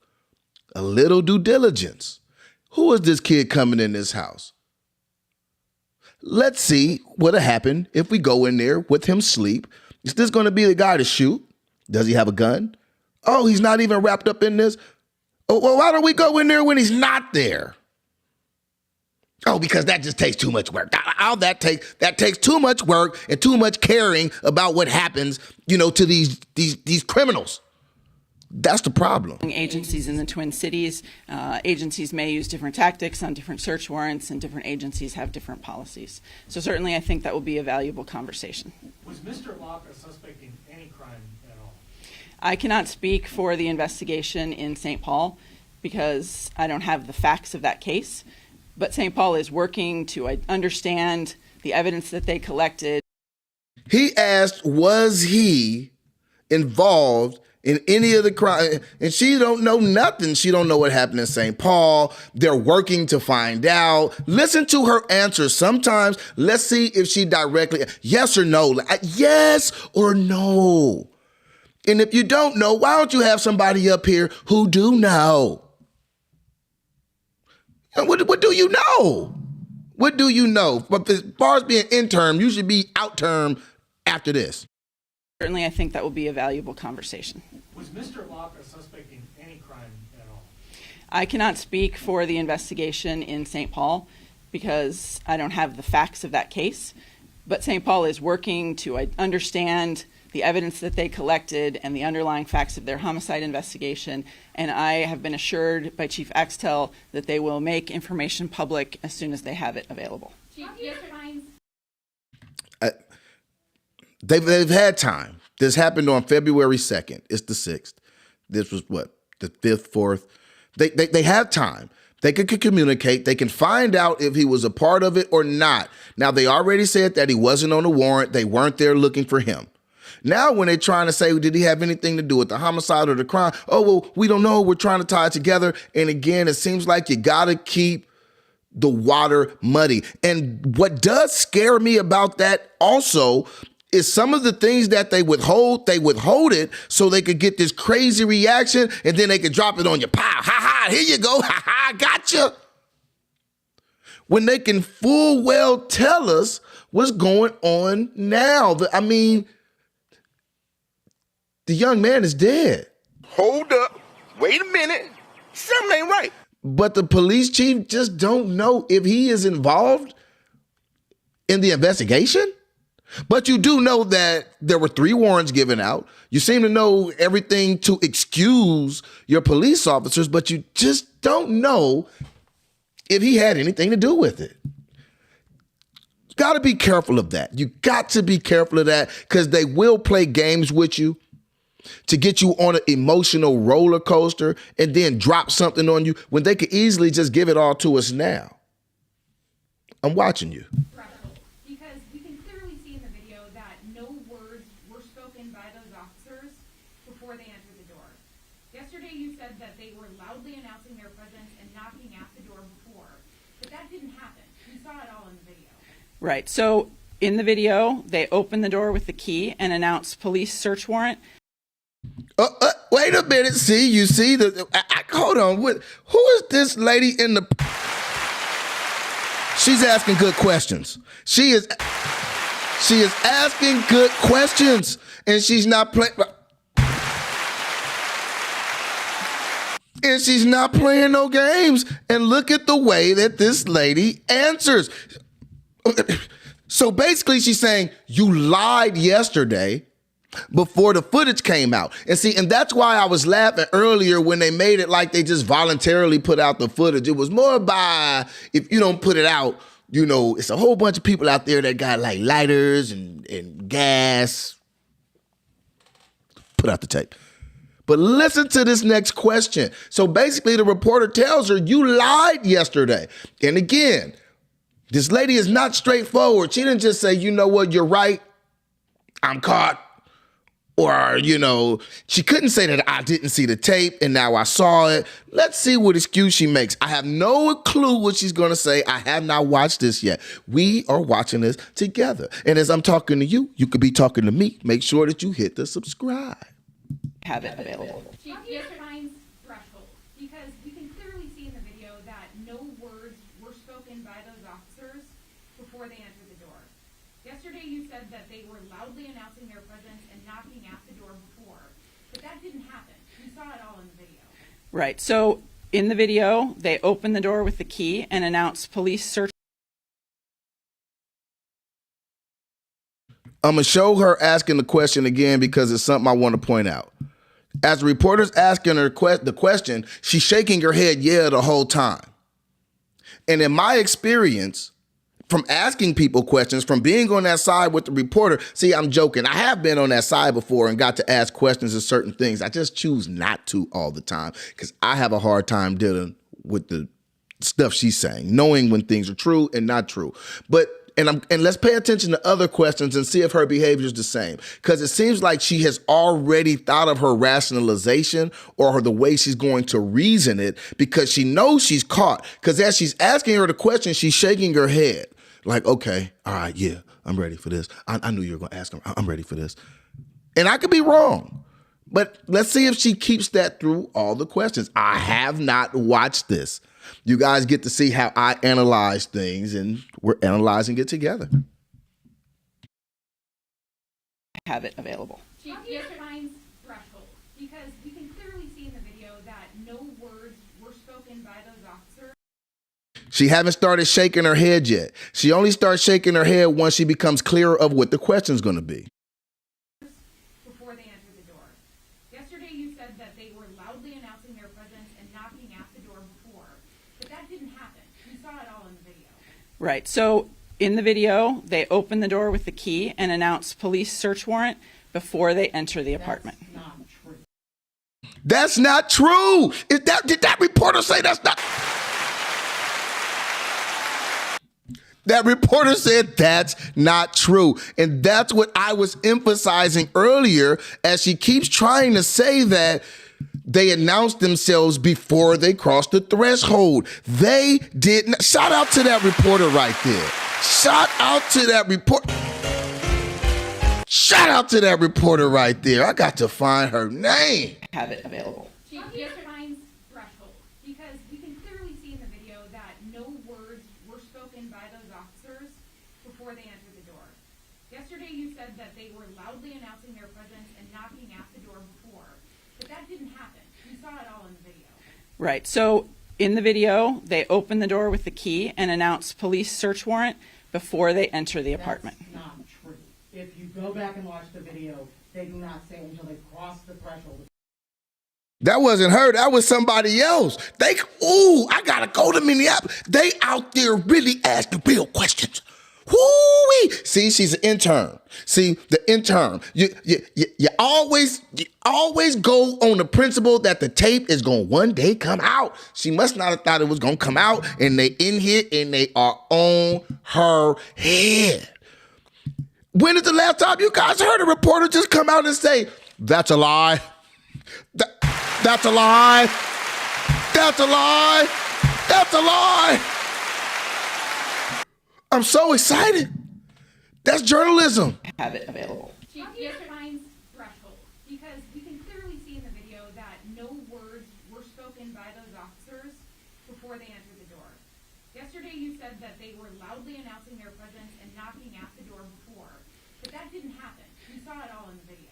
Right. So in the video, they open the door with the key and announce police search warrant before they enter the apartment. That's not true. If you go back and watch the video, they do not say until they cross the threshold of the door. It's just not true. I definitely encourage everyone to view the video. We did. See the audacity of the. I definitely encourage everyone to go review the video. Now, look, you can make in your mind the truth. You can make up, as long as you just know it's only true to you. Long as you know it's only true to you. Because the collective eyes that seen it say, you lying, you. Hold up. Wait a minute. Something ain't right. You lying. You're lying. I encourage you to go back and watch it. And then come watch you lie again. And make that assessment for themselves. Is it true that officers are only to speak one at a time when they come in? In other words, is that police training 101 that only one officer speaks? In these circumstances, why were all of them screaming and shouting at once in ways that you could not determine what they were actually even saying? So certainly when we're doing a more controlled action, like a felony stop, we clearly identify one person to be speaking. In this case, the officers were advancing into the apartment and also into separate rooms. And so you do. They did what? Separate rooms. Okay, we did see the officer flank off to the right. They didn't even have to take a step in the apartment before he started going right. I mean, like literally one step, then he go right. And all of them went to the couch. They didn't just descend upon so many rooms. Like, this lady's lying. Hold up. Wait a minute. Something ain't right. You have people giving commands, loud commands, and repeating police search warrant, police search warrant. Chief, yesterday in your statement, you specifically articulated that he pointed the gun in the direction of the officers. You did not use that language just now. Can you? They are tagging her with the truth, because the day before she said that the gun was pointed at the police officers. And today she's saying, hey, but today you left that out. That wasn't true. Now, hold on. Now, look, the police officers are coming from behind him. The gun is pointed to, he's trying to get it. Now, even if he would have pointed the gun at them, it should have been understandable, because they are surprising him out of his sleep. The gun is his. He, in all fairness, thinks that he's getting attacked. Something ain't right. Of course he is going to pick up his gun, but does that look like it is pointed at the officers? Now, mind you, the officer's vantage point is the camera that is looking at Amire Locke. Amire Locke's gun is pointed not the opposite direction of the camera. If it was pointed the same direction of the camera, that would be the same direction of the officer. See, when you get somebody up here lying, and now that's why they don't want to do. They don't like giving out too much information, because when you get caught lying, you got to just keep lying. Then you be up there turning all red. She started off pink, now she red, and just lying. Point to specifically in the video where he points the gun at the officer. Yeah. So if you look at that still image, even though you don't see all of the officers, the involved officer was just outside the frame in the direction that barrel is emerging. No, we saw it and we counted the officers. And we seen an officer take the flank in the kitchen. And that was not to the same, lady. Oh, stop. She should never refer anybody to the video again. Emerging from the blanket. But it looked to me as if that gun in Mr. Locke's hand was pointed toward the floor. And certainly when the county attorney's office reviews that case, they will be carefully examining. It looks like it was pointed at the floor. And certainly when the county examiner reviews that case, you see how she just switched it up? She just switched it up. It's the switch up 101. She done got caught lying. They done deep fried her. All on the TV. Breaking news. You see how I say breaking news? We should say breaking news. Deep fried police officer got fried lying on national TV. Outside the frame in the direction that barrel is emerging from the blanket. But it looked to me as if that gun in Mr. Locke's hand was pointed toward the floor. And certainly when the county attorney's office reviews that case, they will be carefully examining all of those factors. And I'm absolutely positive they will take a look at that. Of course, we all know these events happen very rapidly. And as there's a gun emerging in your direction, you're forced to make a split. You guys are the ones who made it happen rapidly. Y'all snuck in the house. Y'all could have just tiptoed around him. You probably could have fried some eggs, made some grits. You probably could have greeted him with breakfast if you wanted to. He was asleep. It only happened fast because you guys are in a rush. Second decision about when it's a threat. Chief Huffman, hold on. Chief Huffman, no, do not. Okay, I'm not a threat. I don't. Now, this is my favorite part. I saw this part floating around on social media. I didn't know it was part of the live press conference. This is my favorite part. I love it when people bust in and take the camera and scooch on in over there next to on the podium. This is my favorite part. I'm sorry. And to the lady that busted in, got to give you one of those because she busted on in. Busted on in. Look at the officer's face. Now look at her face as she see this lady walking up. She's like, oh, they coming to get me. Because they know I'm lying. I'm going to go home and yell. I might start crying. Oh, I'm caught.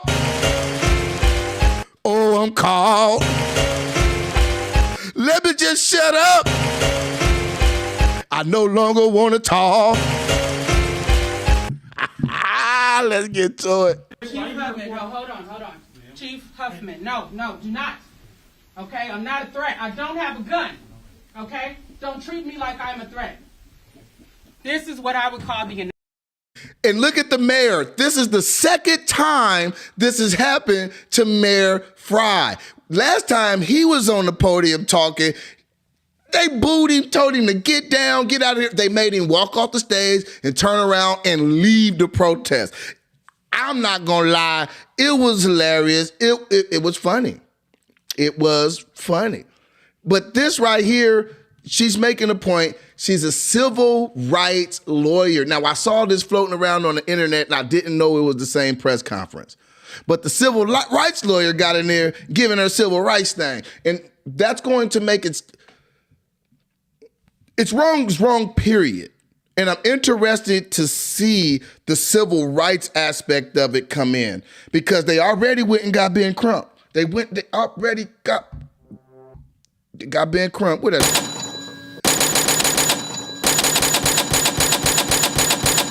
They already got Ben Crump. So we know the lawsuit is on the what? Run that money. His family deserves it. They murdered this kid. Adamant of a cover-up. This is unacceptable. I'm sorry, it is. When I agreed to work with you on the work group, we talked about the importance of transparency and accountability. And here, what we are seeing is business as usual. And you... Business as usual. She preaching. You know this, Amelia. You know this, Jacob. I don't know how you guys slept that night. I couldn't sleep at night. Tears from a mother's perspective, thinking about what happened. I saw the picture of Amire. He looks like a boy. My son is 17 years old. He has slept on his friends' couches for sleepovers. So we cannot sit here and whitewash this and pretend that it's okay. Now, look at the police chief. You see her shaking her head, yeah, again. Then she go shaking her head. She be shaking her head, yeah. And she was just up there lying, getting caught lying. So never forget this. Some people will look at you and people will look you dead in your face. They'll look you in your face. They'll be just like that. Lying the whole time, just like this. Don't feel bad at all, but all in your face like this.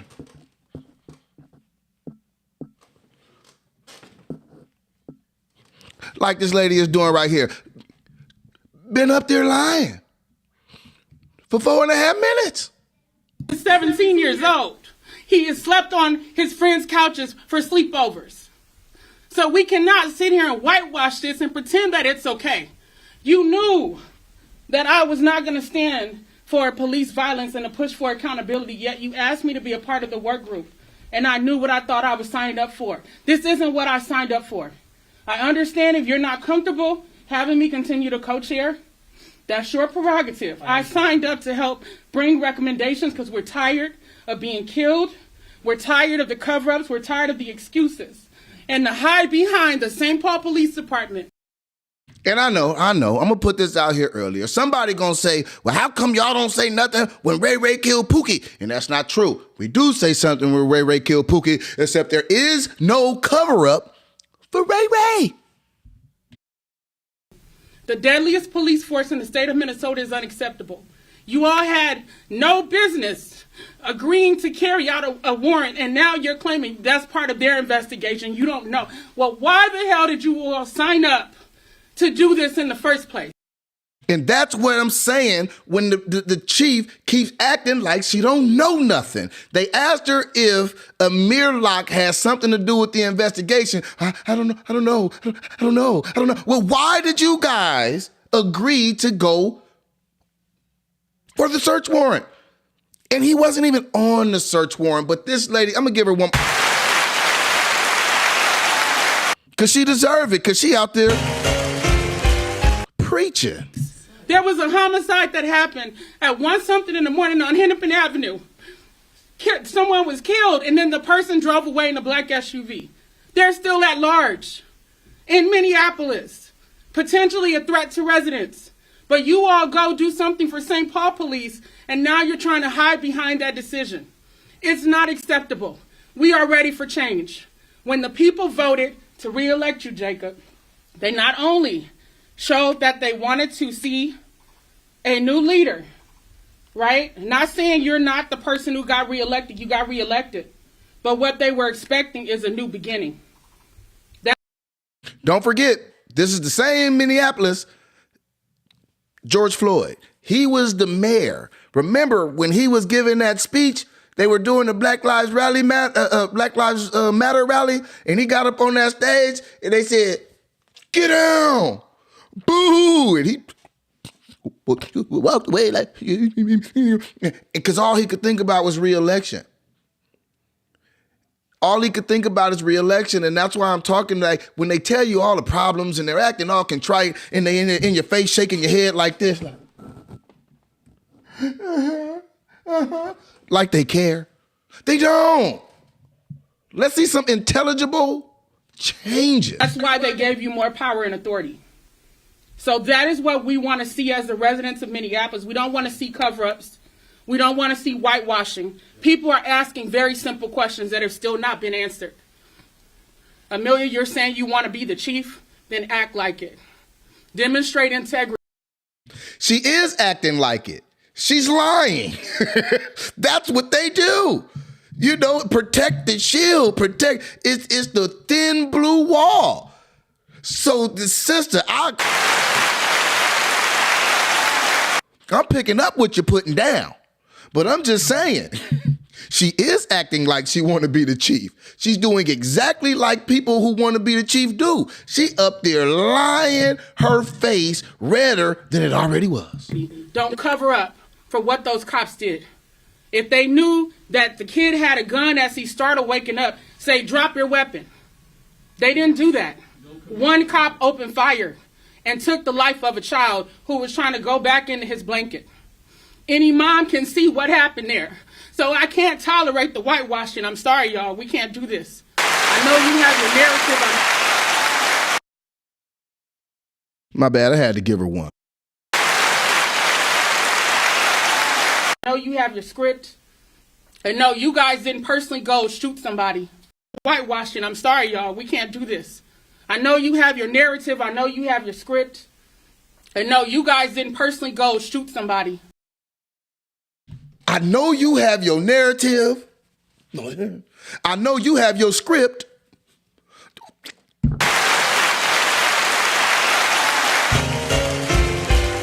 She preaching.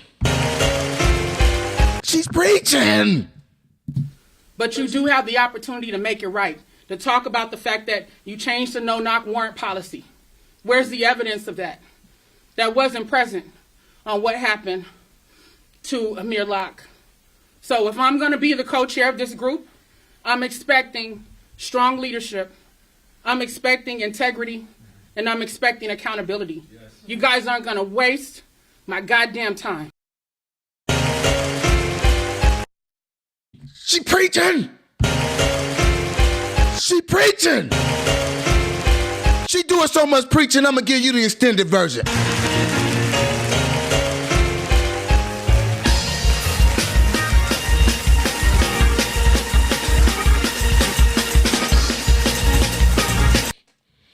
Woo, she preaching. That's what I'm talking about. That's how you truth to power. Truth to power. Somebody, this lady, we need more people like her. I need to find her. I want to interview her. Evidence of that wasn't present on what happened to Amire Locke. So if I'm going to be the co-chair of this group, I'm expecting strong leadership, I'm expecting integrity, and I'm expecting accountability. Yes. You guys aren't going to waste my goddamn time. And I don't care, you guys had your security trying to stop me. I can be used to come speak the truth about what needs to happen, but when it's time to call out these inconsistencies, these inaccuracies, the lack of information, I got to sit in the back or even not even be invited. Do you hear this?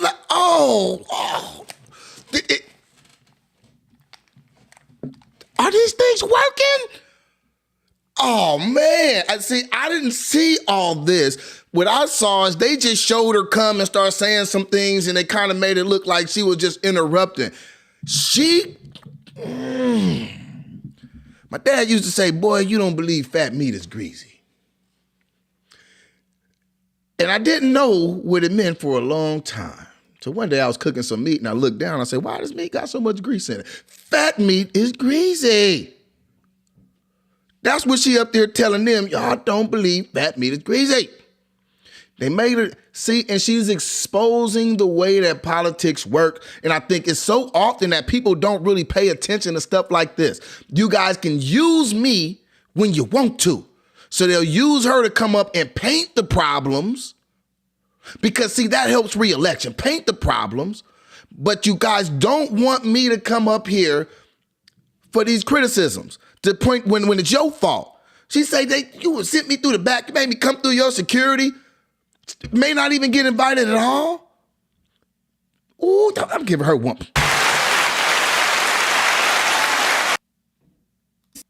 My goddamn time. And I don't care, you guys had your security trying to stop me. I can be used to come speak the truth about what needs to happen. But when it's time to call out these inconsistencies, these inaccuracies, the lack of information, I got to sit in the back or even not even be invited. I'm not here for it. We fought too long, too hard. It's people in jail, including Cortez Rice, trying to get the court to show what's happening in the courtroom so people can see what's going on. People have put their lives on the line because we're ready for change. So we're expecting from this point forward for you guys to do something different. I'm not playing. We're not here for it. We're not here for it. I'm only committed to working on this work group if you all are committed to being honest and transparent. She said, I'm not going to be no pawn. I'm not going to be no token. And I like the way she did it. It took some courage to do that. It takes courage to jump in between the interim police chief and the mayor at a press conference and go bodyguard hard. Yeah. Hey, these black women are out here putting it. I cannot front. This took a lot of strength. It took a lot of strength. And I don't know if I'd have had the courage to do it myself or the restraint. Because knowing me, I'd have got to yelling and screaming and kicking down microphones. You know, I might have got to doing all kind of stuff. I would have been preaching, but it wouldn't have been as calm. And not covering up the bullshit. Thank you. Why did you release pictures of his gun, but no She said, I'm not asking no more questions. She said, look, the mayor was like, here, let me take that over. She said, I'm not taking your BS. And look, she is getting redder and redder and redder by the second. She up there preaching, sister preaching. Oh, she up there preaching. And look, as soon as this is done, watch how fast she grabbed that paper and back on back. From that there podium. She didn't want to talk no more. We don't even talk no more. Not covering up the bullshit. Thank you. Why did you release pictures of his gun, but no pictures of the gun of the officer who killed him? Why have you not released that information? You know, this man did not shoot anyone. He did not discharge his weapon. Why did you release his gun? That was a disgusting vilification of this man. We need to move to Minneapolis.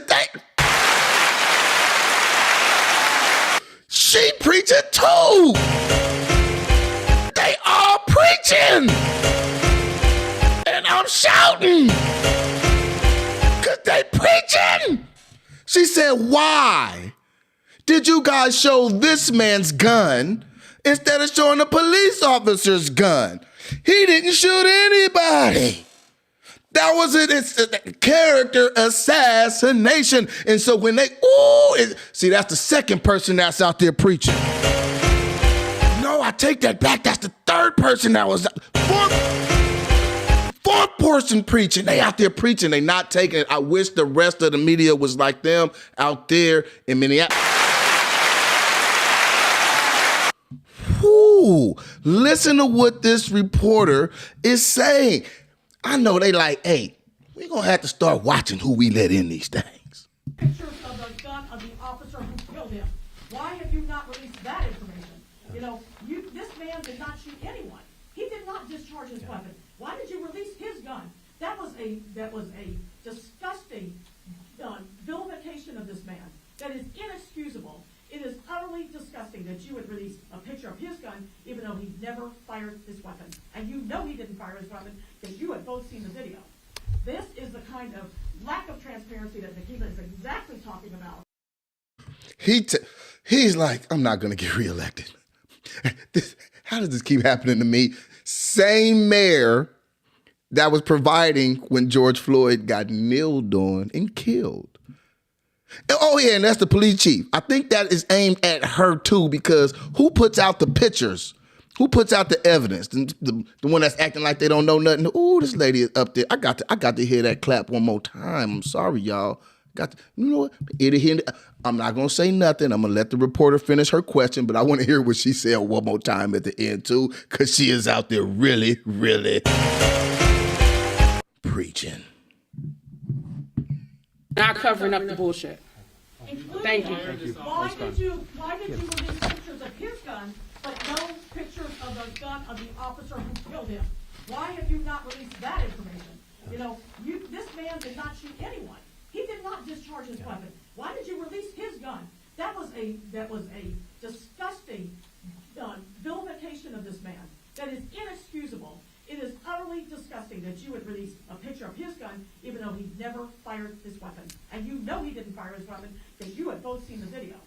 This is the kind of lack of transparency that Nikita is exactly talking about when you send out these sensationalistic pictures of his gun, a man who has never committed a crime, but you don't release the video. She said a man who's never committed a crime. Ooh, it's going to be hard for them to spin this one. Ooh, this is going to be hard. And the media, they put them on alert. Or rather, the pictures of the officer's gun. So, Miss Gross, thank you for being here. And Miss Levy-Armstrong, thank you for your strong words. You acknowledged and rightfully pointed out that at this moment in time, we need accountability, we need leadership, and we need transparency. You asked whether we wanted you to continue. Now, just real quick, sidebar. When the police chief was talking, she didn't have on her mask. It was the same two people up there. She stepped 3 feet over to the side to the right with standing next to the same guy she was standing next to without her mask. He was standing 3 feet to her left at that point. Now she got on her mask. I don't know what be going on. I just think people just be doing stuff because they be like, I don't want to make nobody mad. That's another whole different situation. I just happen to notice, or maybe she want to cover up the red, cover up her face like, or maybe she is cussing under her mask. See, look, I don't know why she did it, but I just noticed it. I would be under my mask, like cursing myself out like, damn, I'm caught. As co-chair, the answer is yes. We are dead serious about seeing the necessary changes through, and the necessary changes start with being honest and transparent. Is this after you get caught or before you get caught? Because she's still up there not being honest and transparent. So if this is the case, you need to turn around and look at her. You need to look at her and say, you know what, red lady? You weren't honest with your account. Do it again. But be honest. He's not going to make her correct the lies that she just told. That's what these people are saying. And they out there really preaching. That begins with all of you here today and releasing body camera footage in the immediacy so that people can see exactly what is in it, good, bad, or ugly. But it doesn't stop there. It goes on to getting the necessary facts of the case, and I know, speaking from experience, that there is an ongoing tension between getting things out quickly and getting things right. There's an ongoing battle between hiding things and hiding them well. We want to get things right. We want to, excuse me. We want to gather the necessary evidence. You don't get things right by lying first. I mean, see, this is what's getting to me, you guys. We watched the chief right here, the interim chief, just sit there and lie and misrepresent what happened and then get caught by the media. Dead smack right in front of her, right where she is. And you're talking about all this truth. You got to back up. You got to rewind about 15 minutes, have her start over, and then start talking about the truth. Because she's still up there misrepresenting. You got a liar right to the right of you. And you're going to talk all the way around that. And again, and I love it when they get serious and they start talking and see, and this is going to be on you. We need you guys to release the footage as soon as you get it. And what we're going to do is...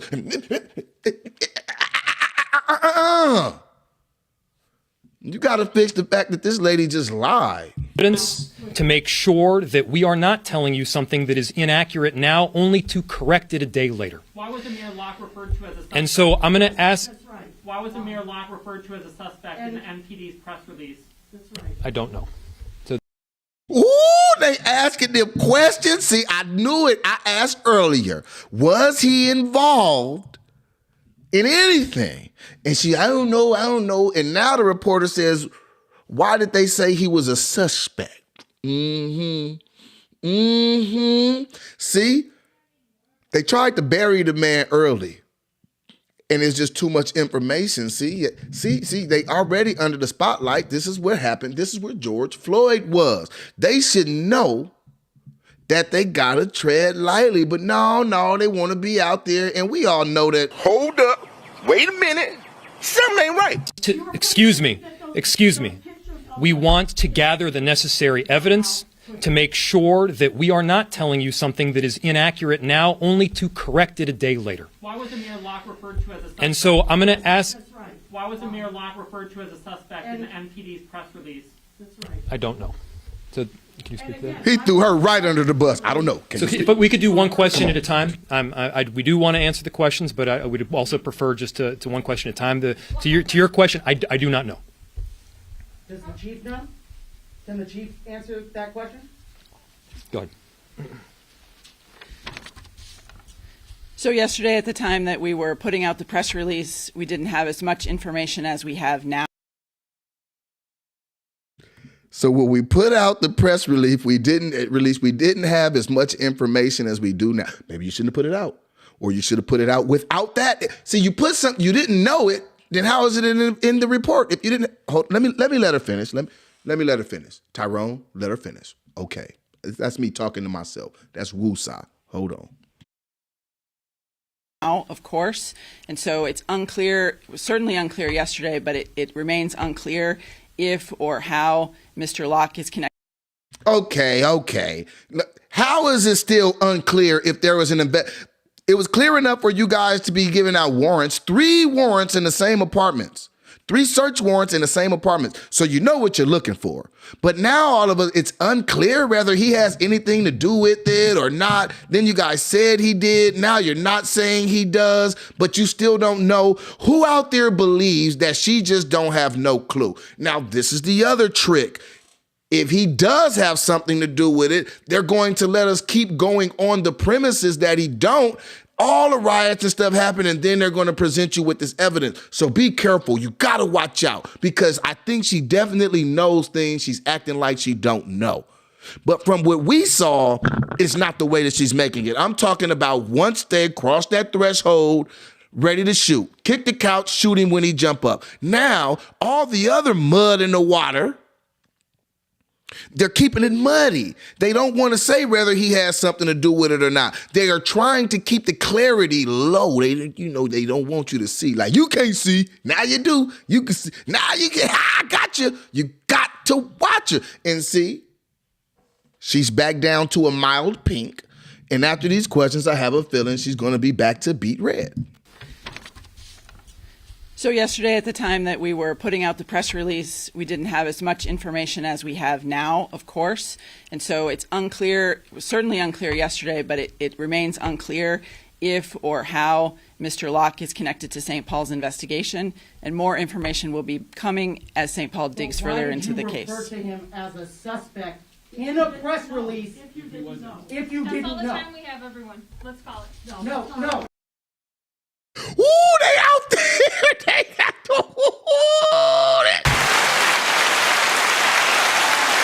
Oh my goodness, this is the realest press conference I have ever seen. They trying to get her out the room, and he's like, no. We got more questions, because she's not answering the questions. He's saying, why would you put that in the press release if you didn't have enough evidence? See, they wanted to smear the guy. They wanted to smear him. And see, and that's what I mean.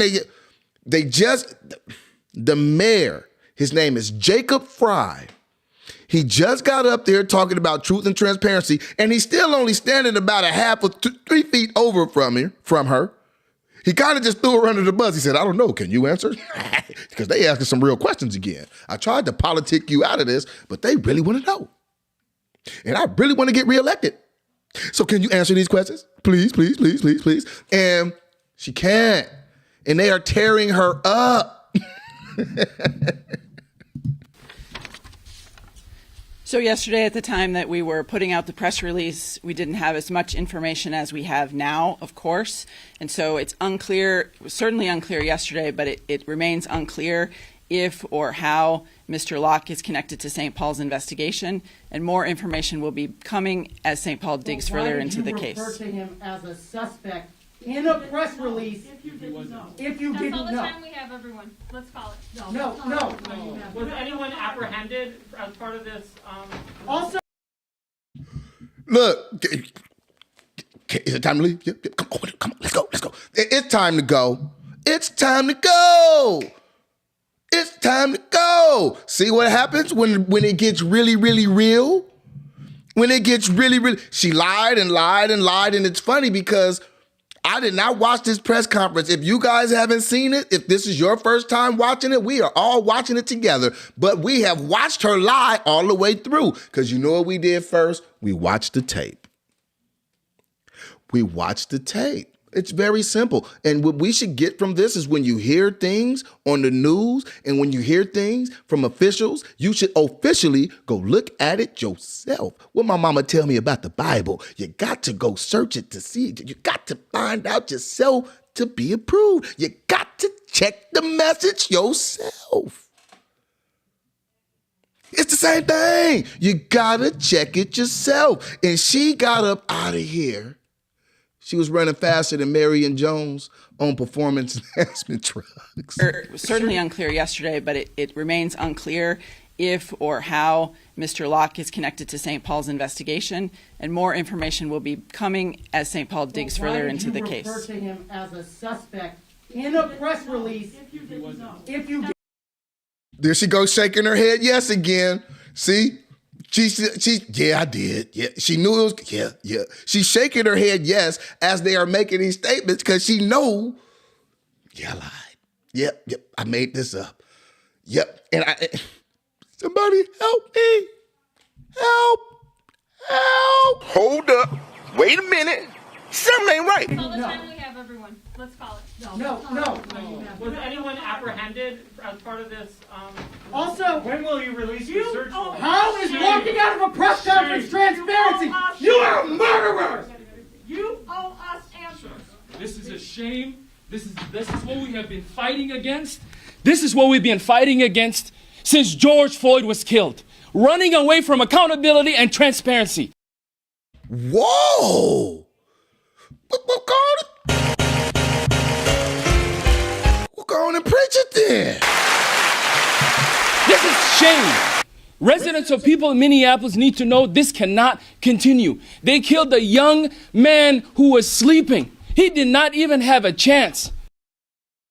They are really exposing these people. I wonder if we're going to see this part on any of the networks, if we're going to see this part broken down, because you can see the clear lies. We went over it. We watched the video numerous times. We broke down and analyzed the interim chief's words. We listened to the mayor, and we are watching the press give them a fit with the truth and expose their lies. And we're watching these activists come out and give the sentiment of the people, and it's all in real time.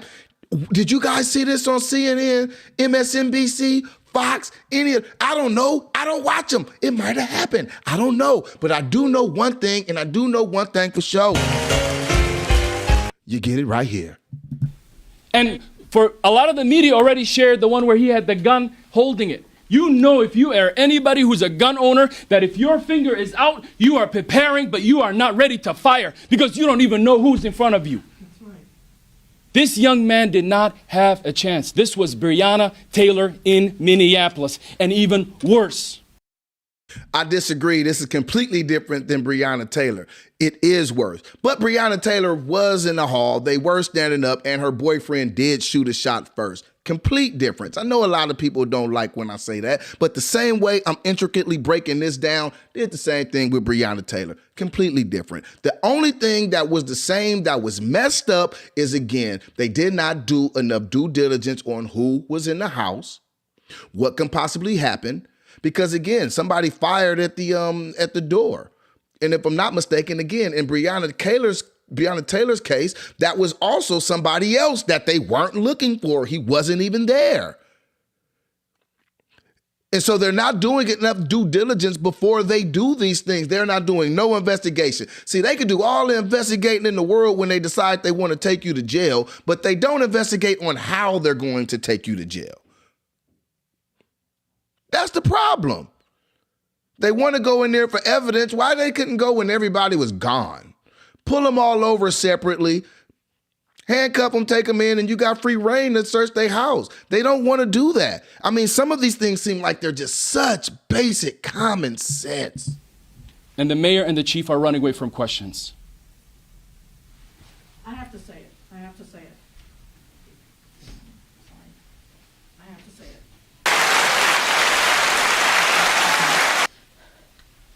You saw what happened just now when I asked about why they released those pictures of his gun, though they never made an allegation that he fired it.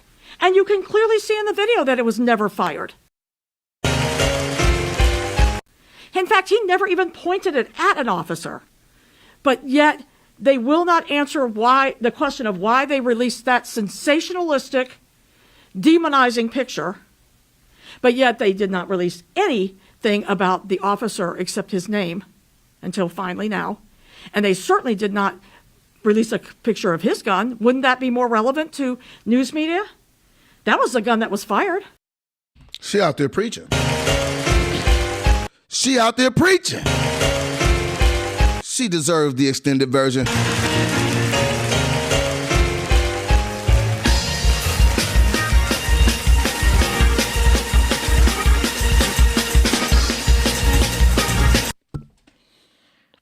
She really preaching. Really preaching. Why would they release a picture of this man's gun? What was the sole purpose of that? Well, we know what it was. It was sensationalistic demonization of a victim of police murder. Plain and simple. And I'm disgusted by it. I'm disgusted by the fact that these elected officials and appointed officials cannot actually answer a simple question. They said, we'll do one question at a time. I think I asked my question 3 times. Why did you release the pictures of that gun? What was the purpose of releasing those pictures? And yet they ran away. Time's up. People are waking up. People are waking up to the tactics that are used to defame a person. People are waking up to the tactics that are used to try to make a victim look like the person who perpetrated the problem, the crime. This was a crime, in my opinion. Because their lying should be a crime too. In no way should she become the actual chief of police after she's lying. She's just caught lying over and over. But one more time, this lady out here is doing nothing but telling the truth while she out there preaching. Ran away without ever answering that question. There was not one legitimate reason for releasing that picture. It was about associating a man with a gun to try to create a narrative to justify what the police did. That is what happened here tonight. That's what happened when they released it. And she was also, the chief was trying to justify it by making it as if they announced themselves clearly before crossing the threshold. Verbally, she makes it as if there was so much time between them coming in and killing him when there wasn't. And nobody has talked about the kick on the couch yet. Nobody, not the activists that I've heard, and you cannot imagine, or the press, but you have to imagine there's so many questions running through their mind, and it's not questions of what actually happened because they saw what happened. Every question they're asking is, why are y'all lying? The question isn't about, well, did we see this correctly, or was there another angle, or these people don't have a question in their mind about what happened. The question about the question in their mind is, why are you guys lying? So when they get out there and be like, see, this is going to be so hard to break down and sort out, it's not hard for the people watching. It is not hard for this lady to see the problems. What is hard is for the politician, the mayor, to lie and corroborate the police chief's lie to cover up what is clearly wrong. And they're still holding stuff. So be careful on the way that you react because they still won't say what he has to do with it. I'm wondering if they're going to try to weave it in somehow or hope it just kind of dies out. Because I hope that they don't have evidence that he has something to do with it and try to hold it and let everybody go crazy, then drop it on you later so you can look stupid, because they do that too. But from what I am gathering, they don't have him tied to anything. He was not on the warrant. That is something that they have made specific. That he was not on the warrant. And you know who preaching? Me. Let me get back to this lady. That yesterday. It is reprehensible. It is disgusting. We are not tolerating it as a community any longer. And that's why we had to be here tonight. Thank you. Again, you were just watching as Mayor Jacob Fry and Interim Chief Amelia Huffman react to the recently released body camera video. Very emotional there. We have members of the community there. Community activist Nakima Levy-Armstrong, who's a co-chair of a commission. Whoo, it got hot in there. It got hot in there. You know what I mean? What's that Nelly song? I am getting too hot. I need to run off the podium. Now, earlier I was saying something about, it says, black man shot to death by Minneapolis police, wasn't named in warrants. See, that's what I'm saying. They already let that be known. And I think it's very pertinent that this article says that he wasn't named in the warrants, which means they got that information from somebody. If they didn't get it from me, I'm getting it from them. And we just watched the police chief act like they don't know if he have anything to do with the crime. So we'll act like we don't. We'll take that. We don't know, but what we do know is he was not on the warrant. Now, what strikes me about this headline is they put the officer of the victim, the color of the victim. They didn't put the color of the assailant. They didn't put the color of the officer, which makes me wonder, is he white? Because normally they'll put black man shot by white officer. I keep close tabs on these. And then when it's neither race, they never put the race. But this time they only put the victim's race. I don't know if that's tied to anything else. I just want to see where we go with this. I just want to see, because things happen in patterns, and you can see it. They just got up there and exposed the pattern of the mayor and the police chief trying to demonize people, leaving out evidence, misrepresenting things. The mayor getting on there acting, and I just want to be transparent. I just want y'all to believe me. I just want to be transparent. Look me in my eye. I'm just going to read some of this so you guys can get another account of what's going on, because sometimes in press conferences, especially when they're cut short like that, you don't get all the information. So we've watched the video footage in regular speed and in slow motion. We got to hear the police chief get up there and lie herself red. She started off pink, lied herself red, went back to pink and lied herself red some more. Then the mayor got up there. He ain't quite turned red, but he lied himself into more politician mode. The more he lied, the more politician came out. All right, CBS News. Black man shot to death by Minneapolis police wasn't named in warrants. See, I want us to know more information than anybody else. Because when these things start going around, you start hearing misinformation, you gonna know what's really going on. You're going to be current, all right? And I always want to call it Minneapolis for some reason. Weird enough. Minneapolis, a black man who was fatally shot by Minneapolis police as they executed a search warrant in a homicide investigation, was wrapped in a blanket on a couch when SWAT officers entered the apartment and displayed a handgun as they shouted out to him to show his hands and get on the ground. Police body camera video shows. See, that's off. That is off. Again, more misrepresentations of what happened. Okay, because see, here, let's go through this again. A black man who was fatally shot by Minneapolis police as they executed a search warrant in a homicide investigation was wrapped in a blanket on a couch when SWAT officers entered the apartment and displayed a handgun as they shouted. Well, I guess that's a fair representation because he did display the handgun as they shouted. But what would be more fair is he grabbed the handgun after they kicked the couch because he didn't hear them shouting. That's more accurate. Let me know if that's more accurate. Is that more accurate, you guys? Because again, the way things are written and said, this is why you're going to get a lot of people out there that be like, oh, he had a gun. They were yelling at him. He didn't listen. It's the way things are presented.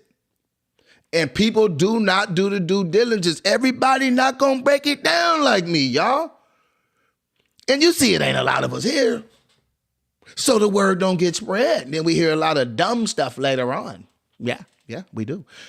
All right. And so, and we hear a lot of misrepresentation due to lingo, due to making things the way that they are. And you can actually like kind of be telling the truth, but exaggerating or leaving things out to lead people to somewhere they shouldn't be. A black man who was fatally shot by Minneapolis police as they executed a search warrant in a homicide investigation was wrapped in a blanket on a couch when SWAT entered the apartment when SWAT entered the apartment as,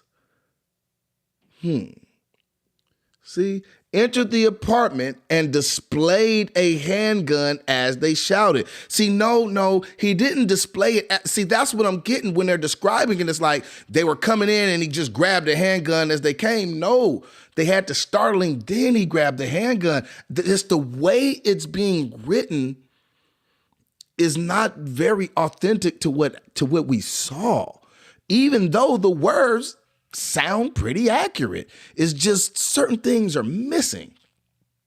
All right. And displayed a handgun as they shot at him to show, or as they shouted at him to show his hands on the ground. Police body camera video shows. Police identified the man on Thursday as 22-year-old Amire Locke. Public information documents released Thursday evening confirmed that Officer Mark Hanman, it's the first time I've seen his name, fatally shot him Wednesday morning. CBS Minneapolis reports, adding that police said a loaded handgun was recovered on the scene. See, but it was his, a registered loaded handgun with a owner who had a right to possess it. A owner who was scared awake by intruders at that point. I mean, police or not, I don't care what your title is. If you sneak into somebody's house and scare them awake, you're an intruder, right? And if he would have shot one of them, he should have been able to get away with it, right? But that's a whole nother story. That's hypothetical. We won't do hypothetical today because this is real. The Minneapolis Police Department said in a statement Wednesday that Locke pointed the gun in the direction of officers. An incident report said he had 2 wounds in his chest and 1 in the right wrist. Now, again, we're reading this newspaper article and we just watched. Now we're going to see if they come back and recant and fix this.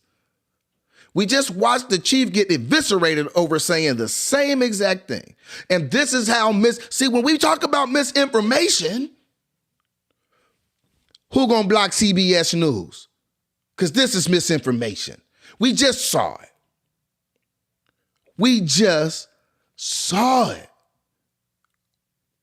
All right. The Minneapolis Police Department said in a statement Wednesday that Locke pointed the gun in the direction of officers. And see, you're going to see all your right-wing guys and all the people who want this to be okay. He pointed a gun at him. It's in the newspaper. An incident report said he had 2 wounds in his chest and 1 on the right wrist. The body camera video shows the footage at a slow speed and then at regular speed. It shows an officer using a key to unlock a door and enter, followed by at least 4 officers in uniforms and protective vests, time-stamped at about 6:48 a.m. as they enter. They repeatedly shout, "Police, search warrant."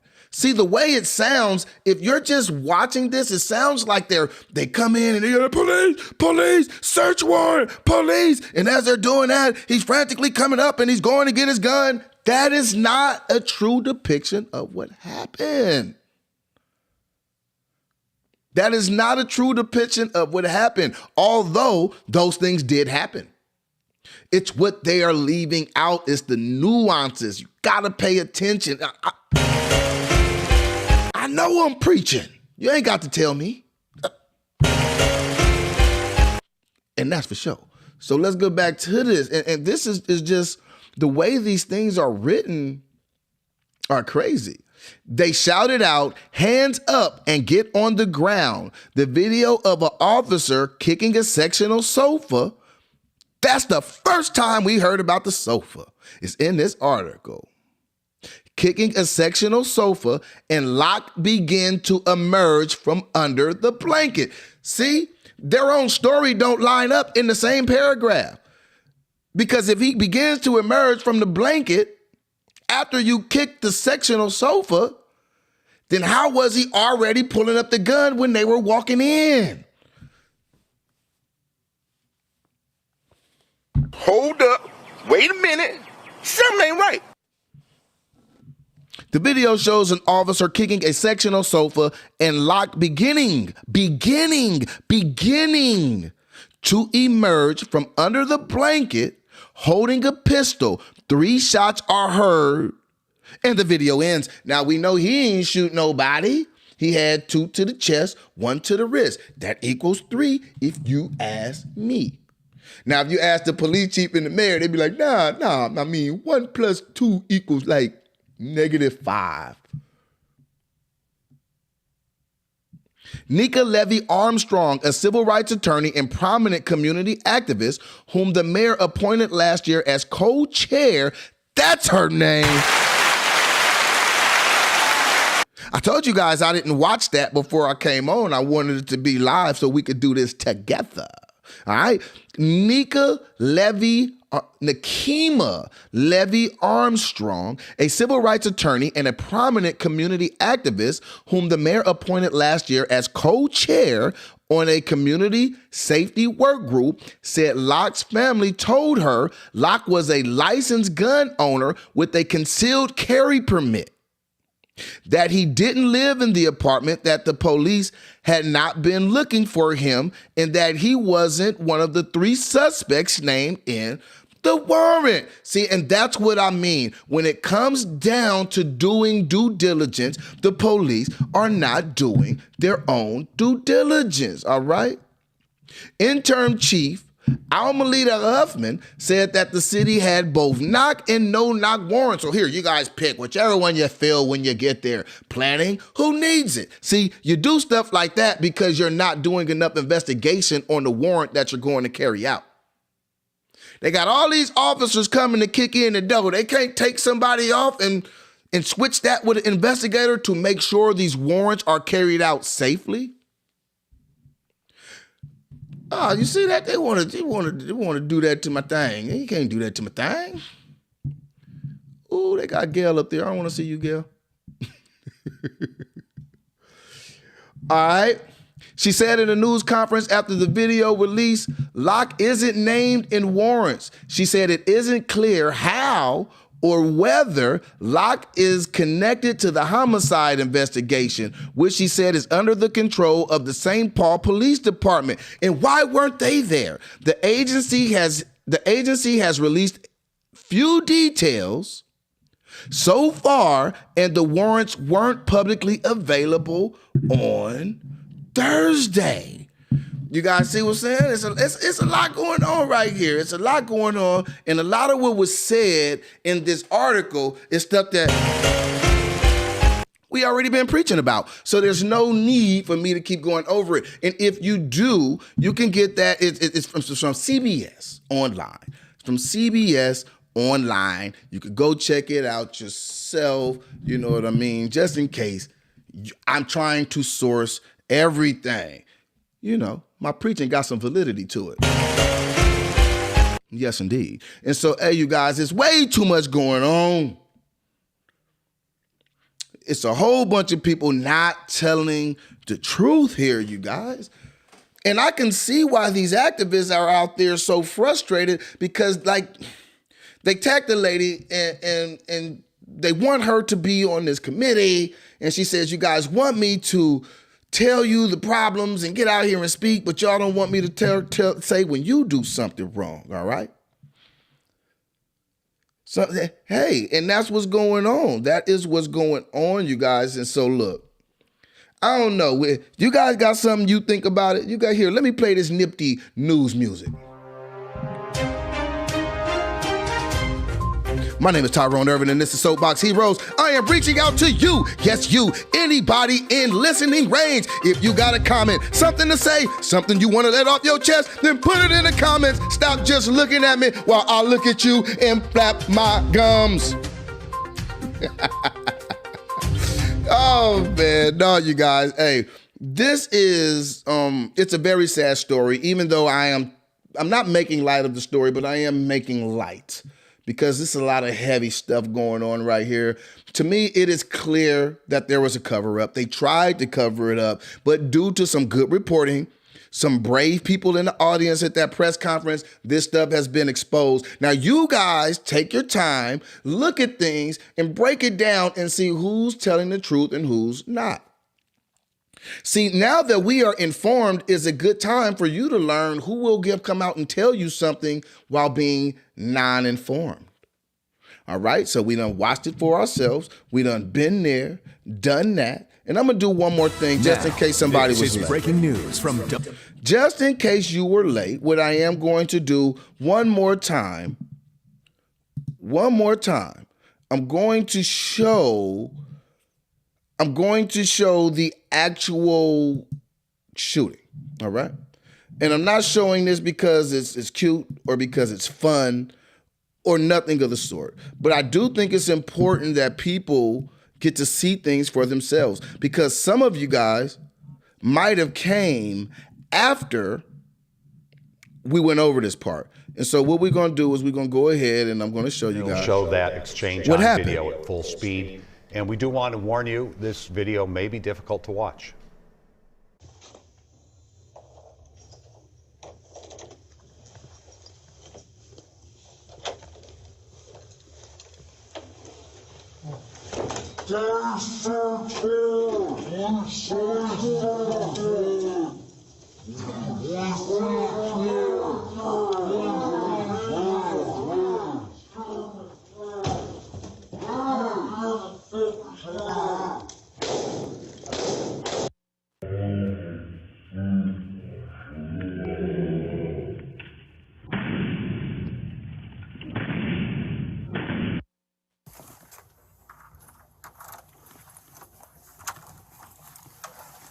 Police search for it! Police search for it! We see a truck! Hands! Get on the ground! Get on the fucking ground!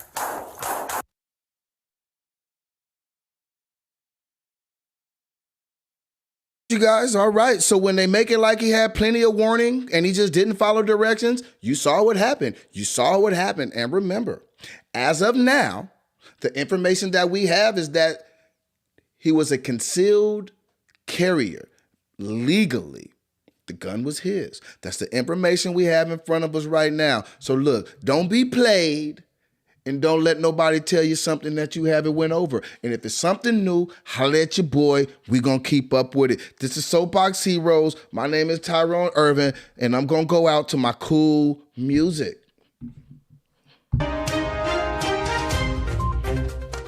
You know, when they be sitting there when they done, like, you know what I'm saying, act like they're looking at the papers on.